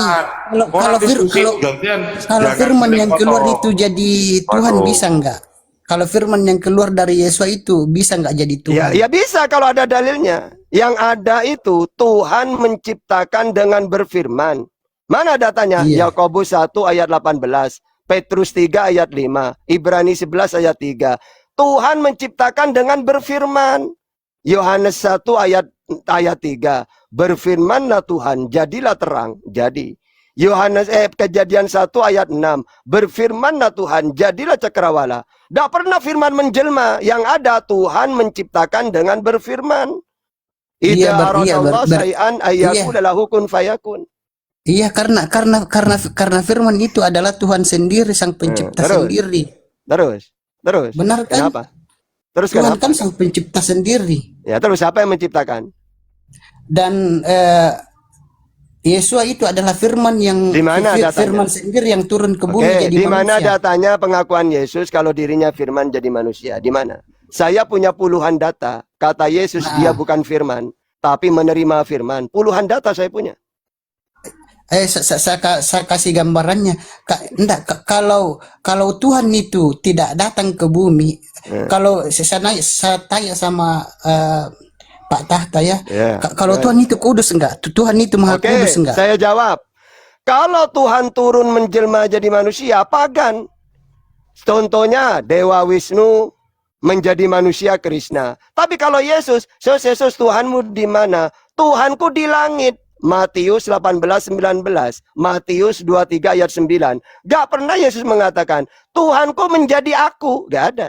Yang ada, Tuhanku Allah yang Esa, Markus 12:29. Dia di langit, Matius 18:19, Matius 23 ayat 9. Tidak bisa kamu lihat, Yohanes 5:37. Sama seperti saya. Tuhanku Allah yang Esa, Qul Huwallahu Ahad. Tidak bisa dilihat, Al-An'am 103. Tidak serupa dengan apapun, Asy-Syura ayat 11. Sama seperti Musa, Tuhanku Allah yang Esa, Ulangan 6 ayat 4. Tidak bisa kamu lihat, Keluaran 33:20. Tidak serupa dengan apapun, Keluaran 9:14, Yesaya 40:18. Tuhannya Kristen siapa? Enggak, aku nanya, kalau Tuhan bisa memperlihatkan dirinya enggak kira-kira? Oke. Tuhan mati manusia kalau melihat Tuhan. Keluaran 33:20. Kamu tidak bisa melihatnya, kata Yesus. Yohanes 5:37. Yesus dan Musa yang menjawab. Ayo. Enggak, begini Bang. Begini aku kasih tahu kan, firman Tuhan itu, enggak aku kasih tahu beginilah. Firman Tuhan itu turun jadi manusia, jadi firman yang hidup supaya manusia bisa melihat dan menyentuhnya. Tidak ada. Yang ada firman Tuhan itu diberikan kepada Yesus. Contohnya Musa diberikan firman Tuhan. Keluaran 3 ayat 2. Taurat itu firman Tuhan. Yesus mendengar firman Tuhan. Yohanes 15:15. Injil itu firman Tuhan. Nabi Muhammad diberikan firman Tuhan, mendengar. Al-Quran itu. Jadi yang firman Tuhan itu tidak pernah menjelma. Firman Tuhan itu perkataan dibukukan menjadi Taurat, Injil, Al-Quran. Sedangkan Nabi Muhammad, Yesus, Musa penyampai firman. Yohanes 3:34. Barang siapa yang diutus oleh Allah, maka mempunyai tugas penyampai firman. Ayo, Tapi Yohanes 10 ayat 30, aku dan Bapa satu. Oke, Yohanes 17 ayat 10 ayat 30, aku dan Bapa satu. Oke, aku di dalam. Udah, tenang. Saya bantah. Aku dan Bapa satu. Bukan hanya Yesus yang satu, mereka juga satu. Yohanes 17 ayat 21. Aku Bapa, mereka satu. Yohanes 14:20. Aku di dalam Bapa, mereka di dalam aku. Aku Bapa, mereka satu. 3 yang satu. Yesus, Bapa, mereka. Apakah mereka Tuhan juga karena satu dengan Bapa? Ayo, apa lagi? Ketampol lagi. Ngomong apa ketampol? Ya sudah, pertanyaan ke-9 sekarang, Ari, dibuka mute-nya. Pertanyaan ke-9, yuk, dibuka mute-nya. Kalian dong, jangan saling potong lah. Anda bertanya. Pertanyaan aku lagi ya. Ya. Yang memberi nama Allah itu siapa? Yang memberi nama Allah itu siapa? Wa ijarfa'u Ibrahimul qawaida minal baiti wa Ismail Rabbana taqabbal minna. Dan ingatlah ketika Ibrahim diutus oleh Allah untuk meninggikan Ka'bah. Lalu dia memperkenalkan nama Tuhan itu Allah kepada Ismail. Karena Ismail diletakkan di Ka'bah. Mana datanya? Ya Rabbana ini askantum min dzurriyyati biwadin ghairi dzar'in inda baitikal muharram. Ya Tuhan, aku meletakkan sebagian keturunanku yaitu Ismail di lembah ini, di Ka'bah. Lalu Ismail mengenal Tuhan Allah itu dari bapaknya Ibrahim. Diteruskan putranya Ismail, diteruskan Bani Jurhum, diteruskan Bani Huza'ah, diteruskan oleh Nabi Muhammad sampai sekarang. Oke, silakan. Apa lagi? Tapi kan kalau saya kalau menurut sejarahnya, kalau menurut sejarah itu nama Allah itu diadopsi Islam. diadopsi Islam dari Kristen Arab. Kata siapa? Kristen dengan Abraham lebih dulu mana? Belajar sejarah dulu, Pak. Loh. Kalau menurut sejarahnya Kristen Arab Iya, itu coba sejarah mana mengatakan? Wong Kristen sejarah. ini ada. Menurut enggak kan ada kan Aduh, ada nggak kan bisa, sejarah nggak bisa. Alkitab, Gantian. sejarah Bible kan ada. Silakan tanya, bentar dulu gantian Samior. Silakan Ustaz Tata. Sekarang gini, Bang. Kok bisa orang Islam niru Kristen? Allah itu nama Allah itu Tunggu diadopsi dulu. Islam Loh, kata siapa? Wong dari Allah. Kristen Arab. Mana datanya? Mana datanya? Gak ada data Kawari, gak ada data. Gak ada data. Kalau saya mengatakan Allah itu dikenarkan oleh Abraham, mana datanya? Kamu buka ya di dalam surat Al-Baqarah 127. Wa id yarfa'u Ibrahimul qawaida minal baiti wa Ismail. Bahkan dalam Al-Qur'an Abraham dan Yakub memperkenalkan Tuhan itu Allah. Mana datanya? Wa wassa biha Ibrahimu banihi wa Yakub. Innallaha astafa lakumuddina fala tamutunna illa wa antum muslimun. Abraham mewasiatkan kepada putranya. Begitu juga Yakub mewasiatkan kepada putranya. Apa wasiatnya? Wahai anak-anakku, sesungguhnya Allah telah memilih agama ini untukmu. Maka kamu janganlah mati kecuali dalam keadaan berserah diri kepada Allah. Muslim. Nah, sekarang apa lagi? Udah tugas kamu bertanya aja. Kamu udah ngerti Bible kamu. Ayo silakan.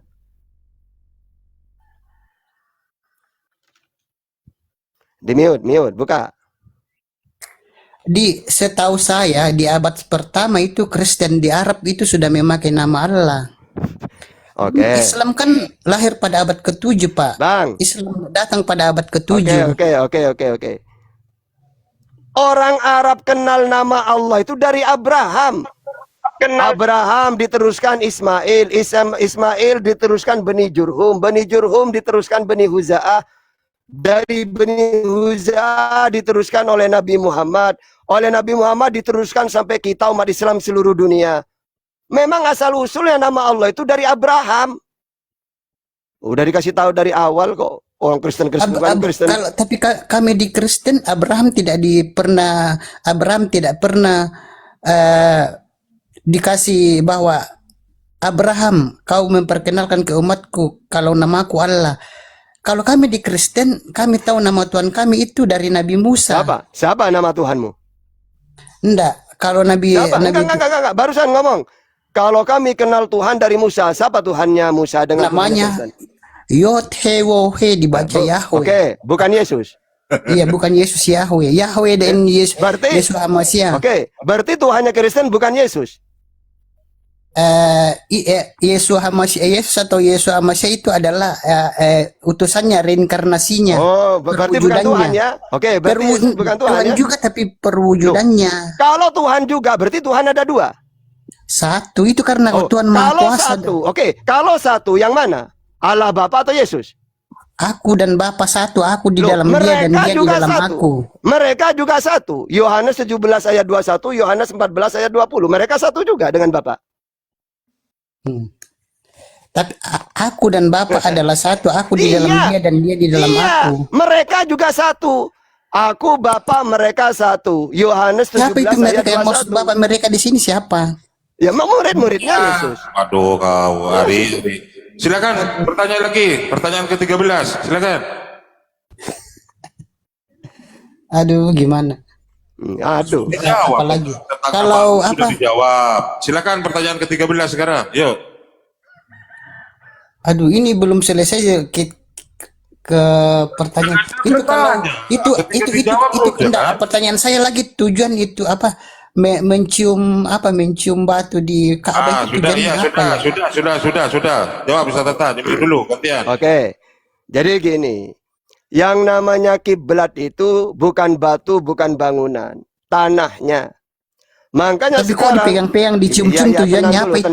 Tenang. Oke. Tenang. Akan saya jawab pakai Quran dan Bible. Jadi ajaran samawi Islam juga ajaran Yesus orang Seriwil menyembah Allah, oleh Allah ditentukan kiblatnya. Contohnya Mazmur 5 ayat 8 atau Mazmur 138 ayat 2. Apa bunyinya? aku menyembahmu Tuhan menghadap ke bait Allah. Bait Allah ini kalau bahasa Arab, Baitullah. Jadi Allah memerintahkan, wahai Bani Israil, sembahlah aku menghadap ke tanah ini yang aku tentukan.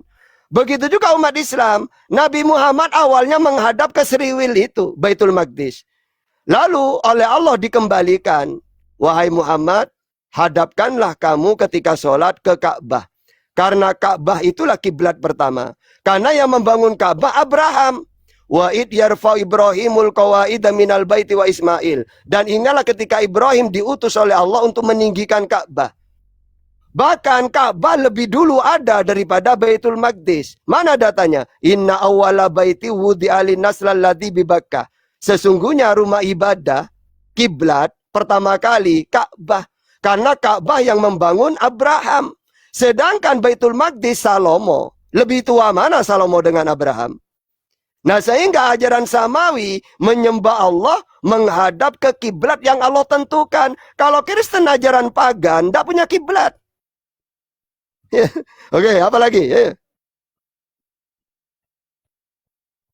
Yuk, pertanyaan ke-15 sekarang. Dibuka MIO-nya. Yuk, Ari.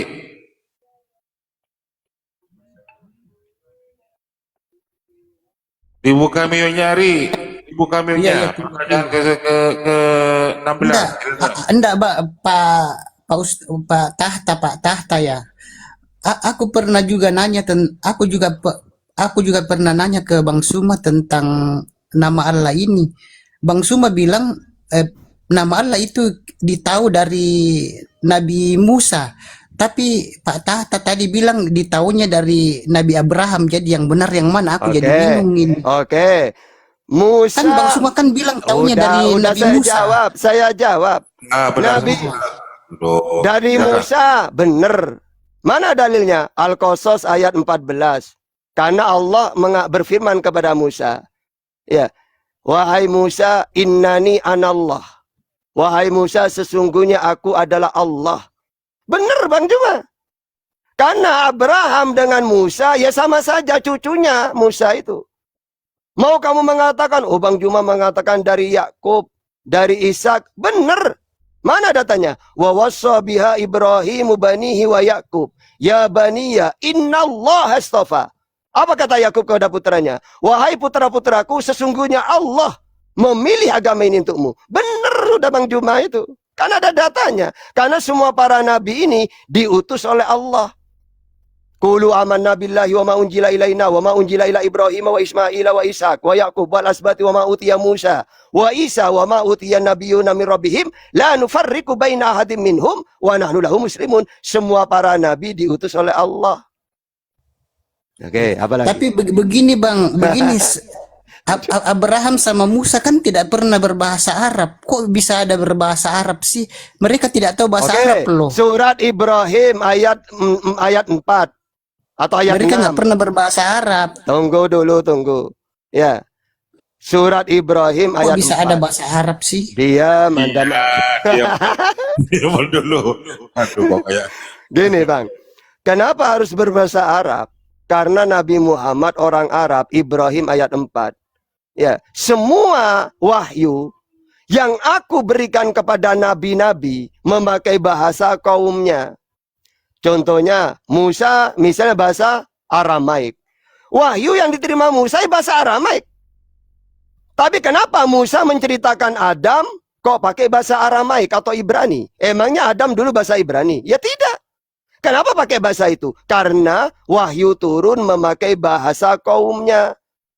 Nabi Muhammad kenapa kok berbahasa Arab wahyu? Karena Nabi Muhammad orang Arab. Seperti Yesus. Yesus bahasa Aramaik. Maka wahyu yang dia terima. Sebab segala firman yang kau sampaikan kepadaku telah kusampaikan kepada mereka. Yohanes 17:8. Atau Yohanes 15:15. Aku menyampaikan segala sesuatu yang kudengar dari Bapa. Yang dia dengar bahasa apa? Ya bahasanya Yesus. Aramaik atau Ibrani. Nabi Muhammad orang Arab. Apa yang dia dengar? Bahasa Arab. Karena Nabi Muhammad orang Arab. Sesuai dengan Ibrahim ayat 6. Semua wahyu yang aku turunkan memakai bahasa Nabi itu orang mana. Kalau dia orang Seriwil, bahasa apa Seriwil? Kalau dia orang Arab, bahasa apa Arab? Maka wahyu turun bahasa tersebut. Tujuannya apa? Liyubayyina lahum, supaya mudah untuk menyampaikan. Kalau Yesus bahasa Aramaik setiap hari atau Ibrani, wahyunya bahasa Inggris, bingung Yesus. Tuhan, saya dah ngerti bahasa Inggris Tuhan, ya gitu nantinya. Nah, makanya Anda ini lucu. Yesus bahasa Aramaik, Bible Anda bahasa Yunani, gak nyambung itu. Ayo. Dibuka mute-nya, Ri. Waduh, kau Ri. Ngomong nggak dibuka. Dibuka mute-nya dulu lah. Yuk, pertanyaan 17. Firman hidup kami yaitu firman hidup kami itu Yesua itu aslinya tetap Ibrani bukan Yunani. Yunani juga itu banyak salahnya, Pak. Firman hidup nggak ada. Silakan pertanyaan ke-19 sekarang. Silakan. Pertanyaan ke-9. Aduh. Mengenai apa ini? Itu tujuannya itu apa? Melempar batu, melempar umroh itu tujuannya apa? Oke. Jadi melempar umroh itu tujuannya apa itu? Udah Kak. Kalau ada pertanyaan di mute, silakan jawab Ustaz. Jadi kalau nanya ke saya ada yang panjang-panjang, Bang. Cukup 2 kalimat. Ya, jadi gini, kenapa haji itu ada tawaf, ada sa'i, ya, ada melempar jumroh? Karena haji itu rata-rata mengingat kisahnya Abraham. Ya, Nabi Ibrahim tawaf. Ya, lit-taifina warruka'i sujud. Jadi Nabi Ibrahim tawaf. Makanya orang haji tawaf. Yang kedua, kenapa ada sa'i? Ya, 7 kali ke Safa Marwah. Karena dulu Ibu Hagar mencari air. Ya, dari ke Bukit Safa gak ada. Cari lagi ke Marwah. Baina Safa wal Marwah. Akhirnya kami haji mengikuti itu. Ya Allah, seperti apa payahnya dulu Hagar mencari air. Akhirnya kami juga sa'i sambil merasakan seperti ini. Kalau sekarang jalannya enak, ya, marmer itu. Kalau dulu, ya apa? Ya. Terus kenapa kok ada lempar jumroh? Itu kisahnya Allah menguji Abraham. Wahai Abraham, sembelihlah putramu. Karena Abraham taat, akhirnya dia mau menyembelih putranya. Akhirnya ada iblis setan datang. Abraham, jangan disembelih, itu anakmu, kasihan. Diganggu supaya Abraham tidak taat. Akhirnya dilempar oleh Abraham setan itu. Akhirnya kabur sudah. Ya. Makanya orang haji itu melempar itu mengenang waktu dulu Abraham melempar setan waktu mengganggu dia. Gitu loh. Itu. Jadi semua ada sejarahnya. Ya, terus apa lagi?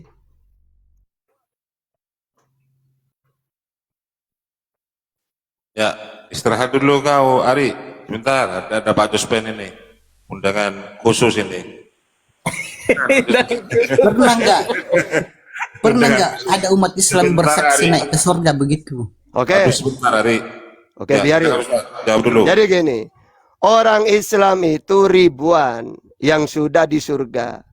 Wala tahsabannal ladzina qutilu fi sabilillah amwat bal ahyaun inda rabbihim. Jangan kamu mengatakan orang yang meninggal di jihad fi sabilillah. Jangan kamu katakan mereka meninggal. Mereka tuh hidup di sisi Tuhannya, yaitu di surga. Berapa ribu yang syahid? Ratusan ribu. Jutaan semuanya itu. Ya, gitu. Sudah, apa lagi? Ya, pertanyaan ke-23 sekarang. Pak Jospen, selamat sore Pak Jospen. Ya, Pak Jospen. Nah, itu Pak Jospen. Ternyata. Kalau Abraham, Ishak dan Yakub itu istirahat dulu kau. Istirahat dulu. Ini ada Pak Jospen ini, Penatua ini. Selamat sore, Pak Penatua. Dibuka mute-nya, Pak Jospen. Selamat sore. Ya, silakan kalau mau dilanjut diskusinya, Pak Jospen. Mulai bikin lah. Aku nggak bisa. Jadi hari TikTok, Pak Jospen ini beliau mengakui bahwa Tuhannya nanti ada 2, ada Bapak, ada Anak, gitu kan Pak Jospen ya? Iya, betul. Ya silakan Ustaz Hatta, ini ada Pak Jospen, Ustaz Hatta. Kalau Pak Jospen itu apa mau dialog Pak Jospen? Cuma Yesus Tuhan untuk siapa, Pak Jospen? Silakan, Pak Jospen. Oh, bagus. Iya, bagus. Saya jawab ya. Yesus Yesua Tuhan. bukan Yesus. Yesua itu nama helenisasi, Pak. Waduh, Iya. mosok Yesus dibilang nama Nama helenisasi itu dewa Yesus. matahari, Yesus nama katanya, Jos. helenisasi. Waduh, jangan saling tabrakan gitulah sesama Kristennya. Waduh. Nggak apa-apa. Karena itu cara dia berpikir, cara dia berpikir. Tapi kalau bagi saya siapapun namanya sama aja bagi Yesus saya. nama helenisasi. Biasakan menyebut nama Tuhan yang benar. Nama Tuhan itu sakral, tidak boleh diganti-ganti. Gantian, siapa nama Tuhannya? Elohim apa Yesus sih? Waduh, Nggak apa-apa, ini nggak apa-apa, ini nggak keturunan apa-apa. Mikana ini, Jos. Jos, ini keturunan Mikana ini. Dia penganut Mikana dia. Baik, Yesus. Itu nama Tuhan yang asli, Mbak, Pak. Nggak boleh diganti-ganti nama Tuhan itu. Nama Tuhan nggak boleh diganti-ganti. Baik. Iya. Saya ingin jawab ya, Yesus Tuhan untuk siapa? Nah, dalam Matius 26 ya, dalam Matius 26 dikatakan begini ya, ayat 64. Jawab Yesus, engkau telah mengatakannya, akan tetapi aku berkata kepadamu, mulai sekarang kamu akan melihat Anak Manusia duduk di sebelah kanan yang Maha Kuasa dan datang di atas awan-awan di langit. Nah, mengapa Yesus menggunakan kata-kata ini? Karena dia mengutip dari Daniel 7 ayat 13. Jadi Yesus untuk apa? Tuhan untuk siapa? Kita baca Daniel 7 ayat 13. Aku terus melihat dalam penglihatan malam itu, tampak datang dengan awan-awan dari langit seorang seperti Anak Manusia. Datanglah ia kepada yang lanjut usianya itu, dan ia dibawa ke hadapannya, lalu diberikan kepadanya kekuasaan, 1, 2, kemuliaan, 3, kekuasaan sebagai raja. Maka orang-orang dari segala bangsa, suku, bangsa, dan bahasa mengabdi kepadanya. Kekuasaannya ialah kekuasaan yang kekal, yang tidak akan lenyap, dan kerajaannya ialah kerajaan yang tidak akan musnah. Jadi Yesus Tuhan untuk siapa? Ya, untuk seluruh bangsa, suku bangsa. Itu menurut Daniel 7 ayat 13 dan 14.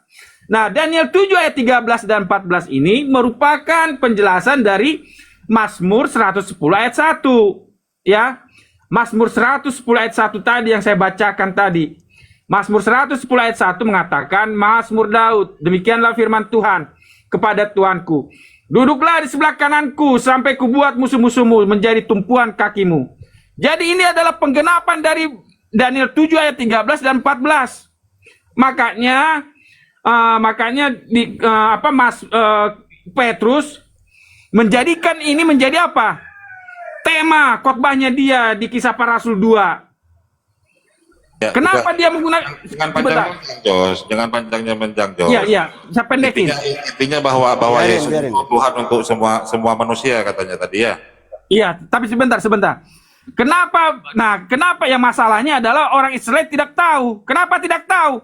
Karena banyak rabi-rabi Yahudi mengatakan dan menyesatkan bangsa Israel bahwa Mazmur 110 ayat 1 itu untuk Daud atau untuk Abraham. Tetapi dalam Kisah Para Rasul 2, Petrus mengatakan Mazmur 110 dan Daniel 7 ayat 13 itu ditujukan kepada Yesus, bukan kepada Daud dan bukan kepada Abraham. Karena itu dikuatkan oleh khotbah Yesus dalam Matius 22. Itu jawaban saya. Terima kasih. Oke. Diperlihatkan wajahmu, Jos. Jangan sambil tiduran, Jos. Gak sopan kau. Oke. Jos. Coba Ya, kita tes pakai data.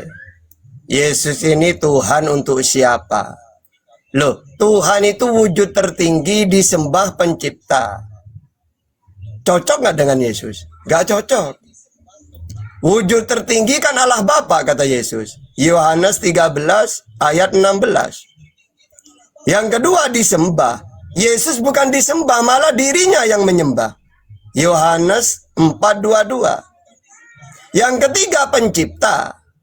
Yesus bukan pencipta, malah dia diciptakan di dalam Wahyu itu. Ya, permulaan dari ciptaan. Jadi tidak cocok. Tapi kalau utusan cocok. Utusan ini kan manusia yang menerima wahyu. Yesus menerima.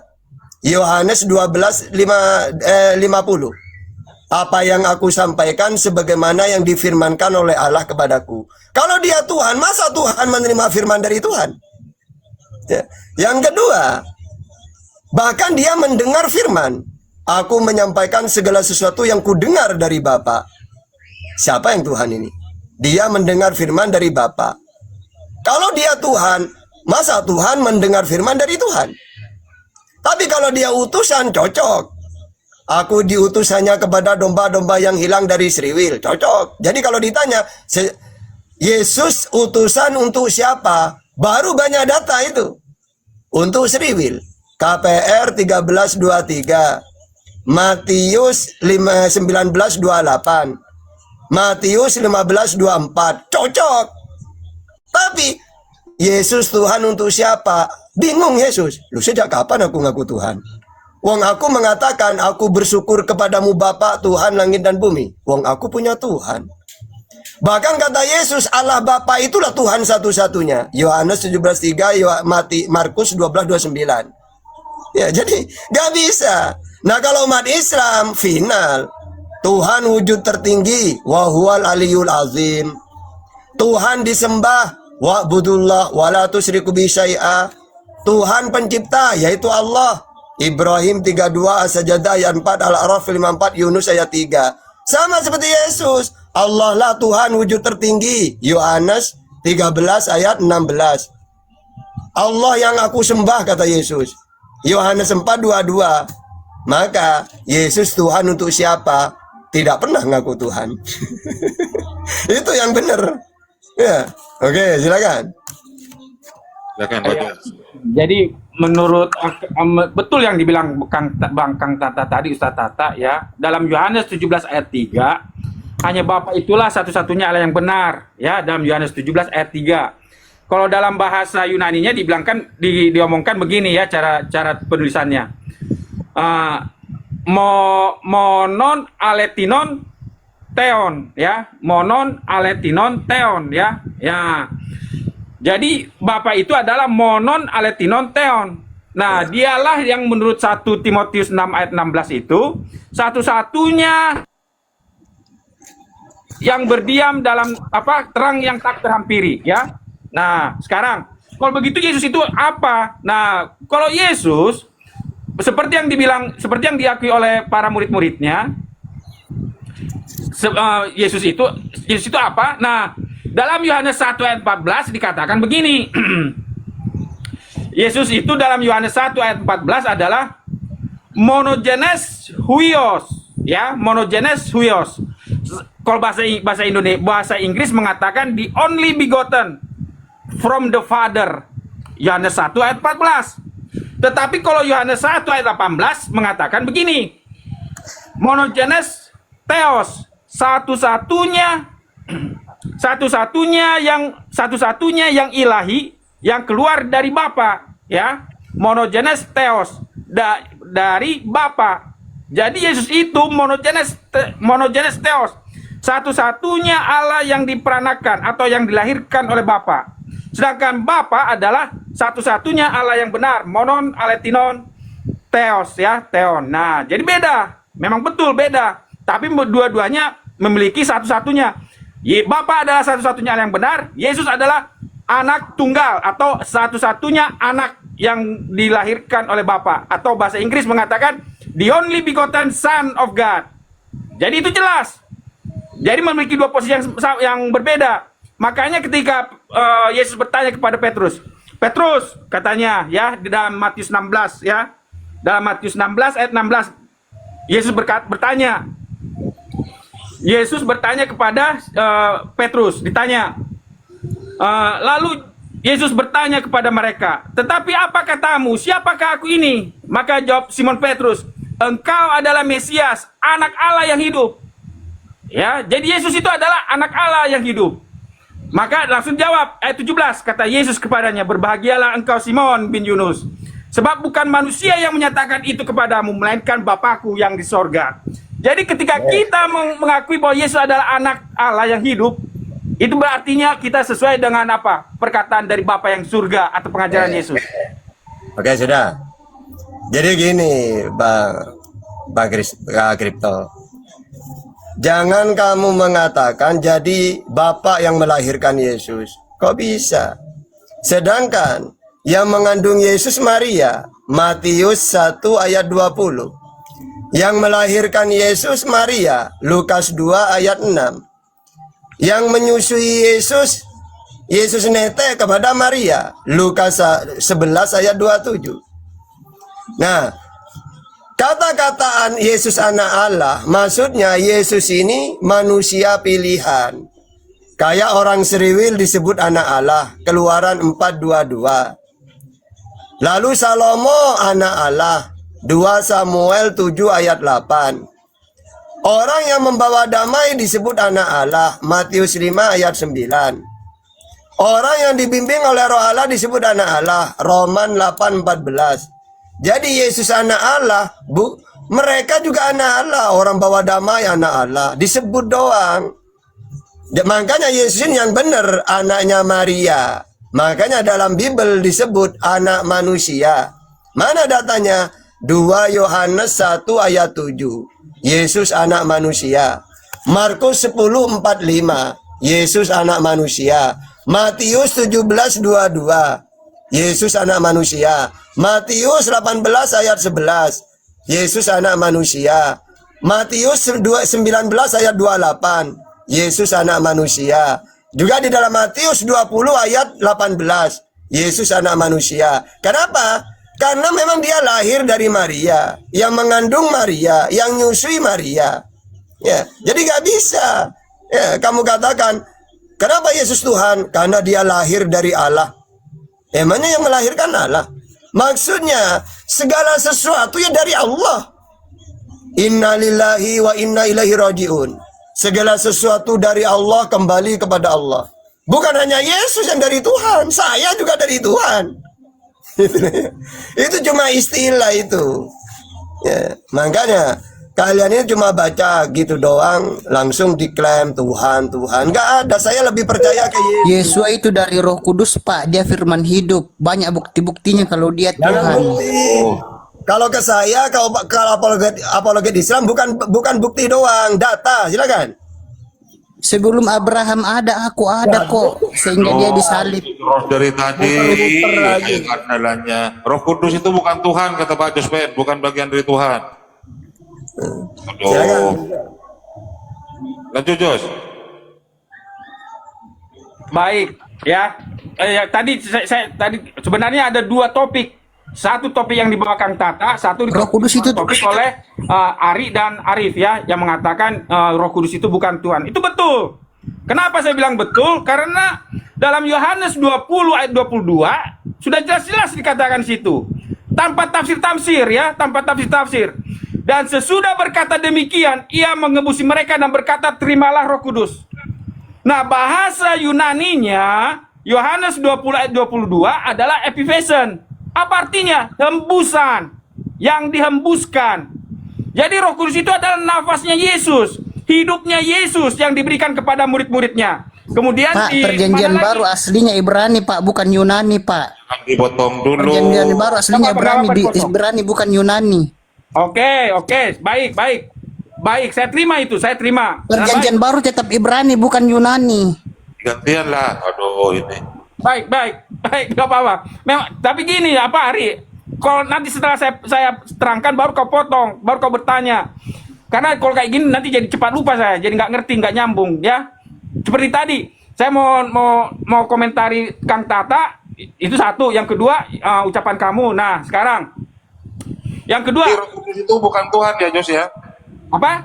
Roh Kudus itu bukan Tuhan ya? Bukan. Roh Kudus itu Tuhan sendiri karena kemahakuasaannya. Kalau kamu ragukan Roh Kudus itu bukan Tuhan, berarti dia nggak kuasa dong. Itu Roh Kudus Tuhan karena maha kuasa dong, tahu makanya Pak Jospen ini penatua, dia menolak Tritunggal. Sudahlah, gantian. Kalau nggak teratur saya turunkan. Enggak itu 3 wujud, tapi pribadinya satu. Tunggu dulu. Ini konten yang lain tidak ada tak. Kalau ini Bang Jos ini cocoknya nanti di Komel Ustadz Arif cakar-cakaran ini. Ini kok komelnya Bang Juma dah enak ya. Betul. Iya, Pak. Iya. Roh Kudus itu perwujudan manusia sendiri karena kuasanya. Saya tak Begitu, Pak. Saya tidak mau kalian bertengkar sama Oten. Kalau di Komel Sadari tidak masalah, cakar-cakaran nanti aja ya cakar-cakar. Saya pingin Oten-Oten yang mau dialog lah gitu. Kalau Iya. Pak Jos ini udah bosan saya setiap hari sama Pak Jos ini. Tidak, firman Tuhan itu semuanya dipercayakan kepada Ibrani, tidak pernah ke Yunani sama Arab. Itu saja. Titik.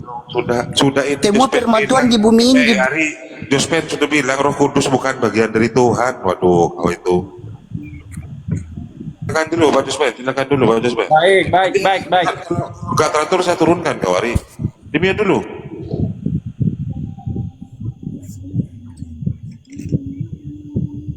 Silakan. Mau membantah Ari atau mau menanggapi Ustaz Tata? Jos? Apa si Ari dulu biar dia yakin dulu ya. Nah, kenapa saya ambil dulu dari ada dua bahasa. Saya ambil bukan hanya dari bahasa Yunani saja, tapi ada bahasa Greka juga ya, bahasa Aramaik ya. Sebentar. Cuman gara-gara kamu jadi bingung saya sebentar. Sebentar ya. Saya lagi cari datanya. Yohanes 15 ayat 26. Yohanes 15 ayat 26. Rokokan dulu Tan. Enggak. Coba sampai naikkan lagi Oten-Oten lainnya, coba naikkan.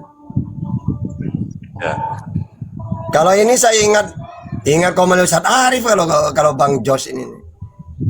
Coba yang baru-baru. Adanya ini kondom Ini sama ini Bang Kondom ini ya biasa dengan kita. Ya silakan. Halo Bang Tata, apa kabar? Ya kabar baik. Ada Bang Suma ya? Iya habis ini tenang. Ya, enggak kemarin saya barusan sama Bang Suma. Saya mau salam dulu Bang Suma. Apa kabar Bang Suma? Dibilang Marsi Baik. Ya mana Udah Bang ya, Sumanya? Saya komen ya sekarang ya. Tunggu dulu. Coba Bang, saya ingin tahu Bang Kondom mau bertanya atau mau nangkapin tema. Sudah ada gerunda itu Ustaz Tata. Ada. Pakai jempol itu. Oh iya Gerunda langsung. Turun aja lah ya. Nanti aja kita bahas lagi ya. Bang Juma besarin. Langsung saya pamit. Pak Kang Tata Arif, turun aja aku ya. Nanti aja kita lagi ya. Belum. Ini kamu masih dibutuhkan oleh Bang Zuma, Pak Josben. Kan Tuhan bukan dua. Tuhan bukan dua. Beda dengan kondom. Gerunda monitor, Gerunda. Pak, Ada Tuhan dua. kami sehat. Tuhannya Josben ada dua. Waduh Ari, Kalau kau itu. Cakar-cakaran di komalnya Bang Juma, wah.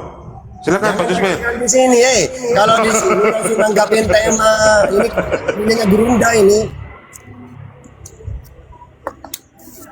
Silakan buktikan Pak Josben. Mau dua Pak Josben. Silakan Pak Josben. Nanti kalau mau tarung di komelnya nanti ya kalau mau tarung sesama Oten di komel Ustaz Arif nanti. Cakar-cakaran. Dengarkanlah wahai Israel, Yahweh itu Ehad, Yahweh itu satu. Oke. Dengarkanlah wahai Israel, Yahweh itu Ehad, Yahweh itu Abangku, satu. saya mau pamit dulu karena abang udah siap. Kalau dua nanti berkelahi kalau tuh. Bentar dulu. Nah ini Bang Cicot, selamat datang Bang Cicot, sudah menjadi fan super dari Gerunda terbaru. Silakan teman-teman bagi yang belum menjadi berlangganan begini. kepada Bang Zuma, silakan. Tunggu Ustaz Arif, saya mau pamit dulu ke Gerunda ya. Gerunda saya pamit dulu. Assalamualaikum abangku. Waalaikumsalam warahmatullahi wabarakatuh. Makasih banyak, masya Allah. Saya turun dulu Bang Suma ya. Saya turun dulu ya. Oke bang, oke, thank you Makasih, kalau Bang mau Suma. Makasih, Bang turun. Suma. Sampai jumpa lagi. Makasih juga, baik. Linik syukron. Ini Gerunda targetnya sudah berakhir Gerunda diperbarui. Sudah ya. Siap, aman. Ya, saya izin turun. Syukron Gerunda. Makasih. Waalaikumsalam warahmatullahi wabarakatuh. Dengarkanlah wahai Israel, Yahweh itu satu, Yahweh itu Ehad. Kalau Tuhan dua nanti berkelahi, kalau Tuhannya dua berkelahi nanti. Makanya Yesus bukan Tuhan. Yang Tuhan itu cuman Yotevafe atau Hasem. Jangan bikin Tuhan baru. Halo saudara Kingdom. Apa kabar abang? Baik. Baik. Silakan puji buka Tuhan, kamera. Alhamdulillah. Ya. Ini saya lagi di jalan sih sebenarnya bang. Saya lagi di jalan Oke. sih sebenarnya. Kan abang udah Jadi? lihat saya kemarin juga, kita kan udah head to head kemarin. Yang PR Anda membuat Anda lari. Yang lari siapa? Ada yang masih ingat Jadi kemarin pertanyaan membuat beliau lari ini apa lagi kemarin?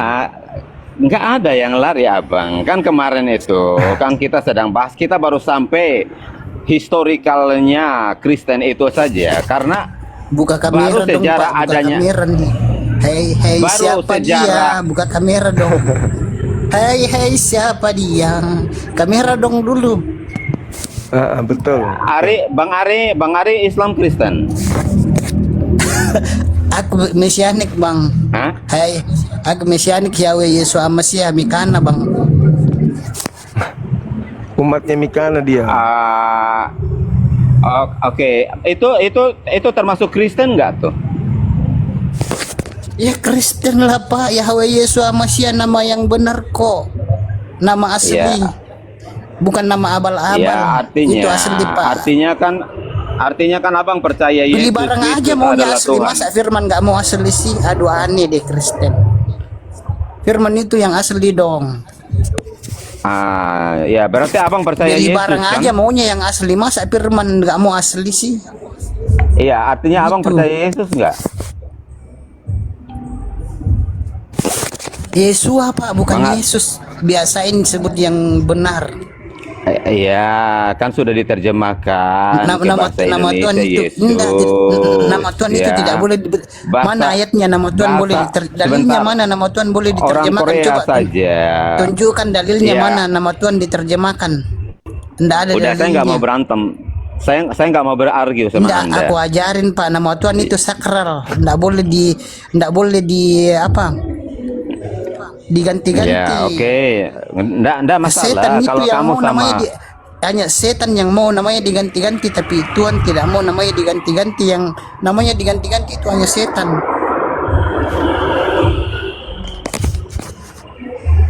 nggak usah hidupin kamera, saya lagi di luar ini jadi. Oke, Abang Suma, saya mau tanya sama abang nih. Ya, jadi kita ini kalau mau membahas sesuatu abang, bagi saya nggak perlu melebar kemana-mana. Tinggal kita validasi saja fakta sejarahnya, ya. Nah, sebelum kita masuk ke firman abang, yang pertama kita harus kenal dulu, tahu dulu siapa penyampai firman itu. Kita harus validasi yang menyampaikan firman itu. Apakah dia punya otoritas? Apakah dia benar-benar dipilih oleh Tuhan? Apakah dia benar-benar waktu Tuhan memanggil dia, jejak digitalnya dia, apakah benar atau enggak? Karena tidak mungkin Tuhan itu memilih seorang yang menjadi tangan kanannya, orang kepercayaannya, orang yang hidupnya tidak benar. Pasti dia akan memiliki hidup yang benar baru dipilih. Contoh, analoginya seperti ini. Seorang presiden ketika waktu presiden itu dipilih, dia terpilih, dan dia memilih pembantu-pembantunya, para menterinya, harus orang-orang yang betul-betul qualified. Disitulah baru dia akan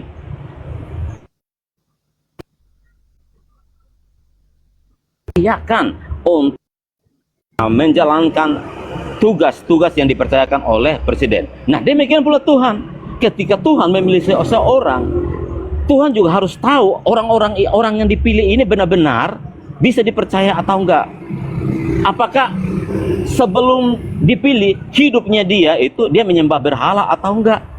Kalau dia sudah menyembah berhala, hidup di dalam dosa, enggak mungkin Tuhan akan memilih dia menjadi orang kepercayaan Tuhan. Enggak mungkin. Contoh, Nuh. Ketika Nuh hidup di dalam masa manusia berdosa, Tuhan memilih Nuh karena Nuh itu hidup benar. Abraham pun demikian. Manusia saat itu hidup di dalam penyembahan berhala. Abraham tidak. Musa juga demikian. Ketika dia berada di kerajaan Mesir. Dia tidak hidup dengan kesenangan yang ada di sana, tetapi dia memperhatikan orang-orangnya sendiri. Begitupun nabi-nabi yang lain. Nah, saya mau tanya Abang, apa track recordnya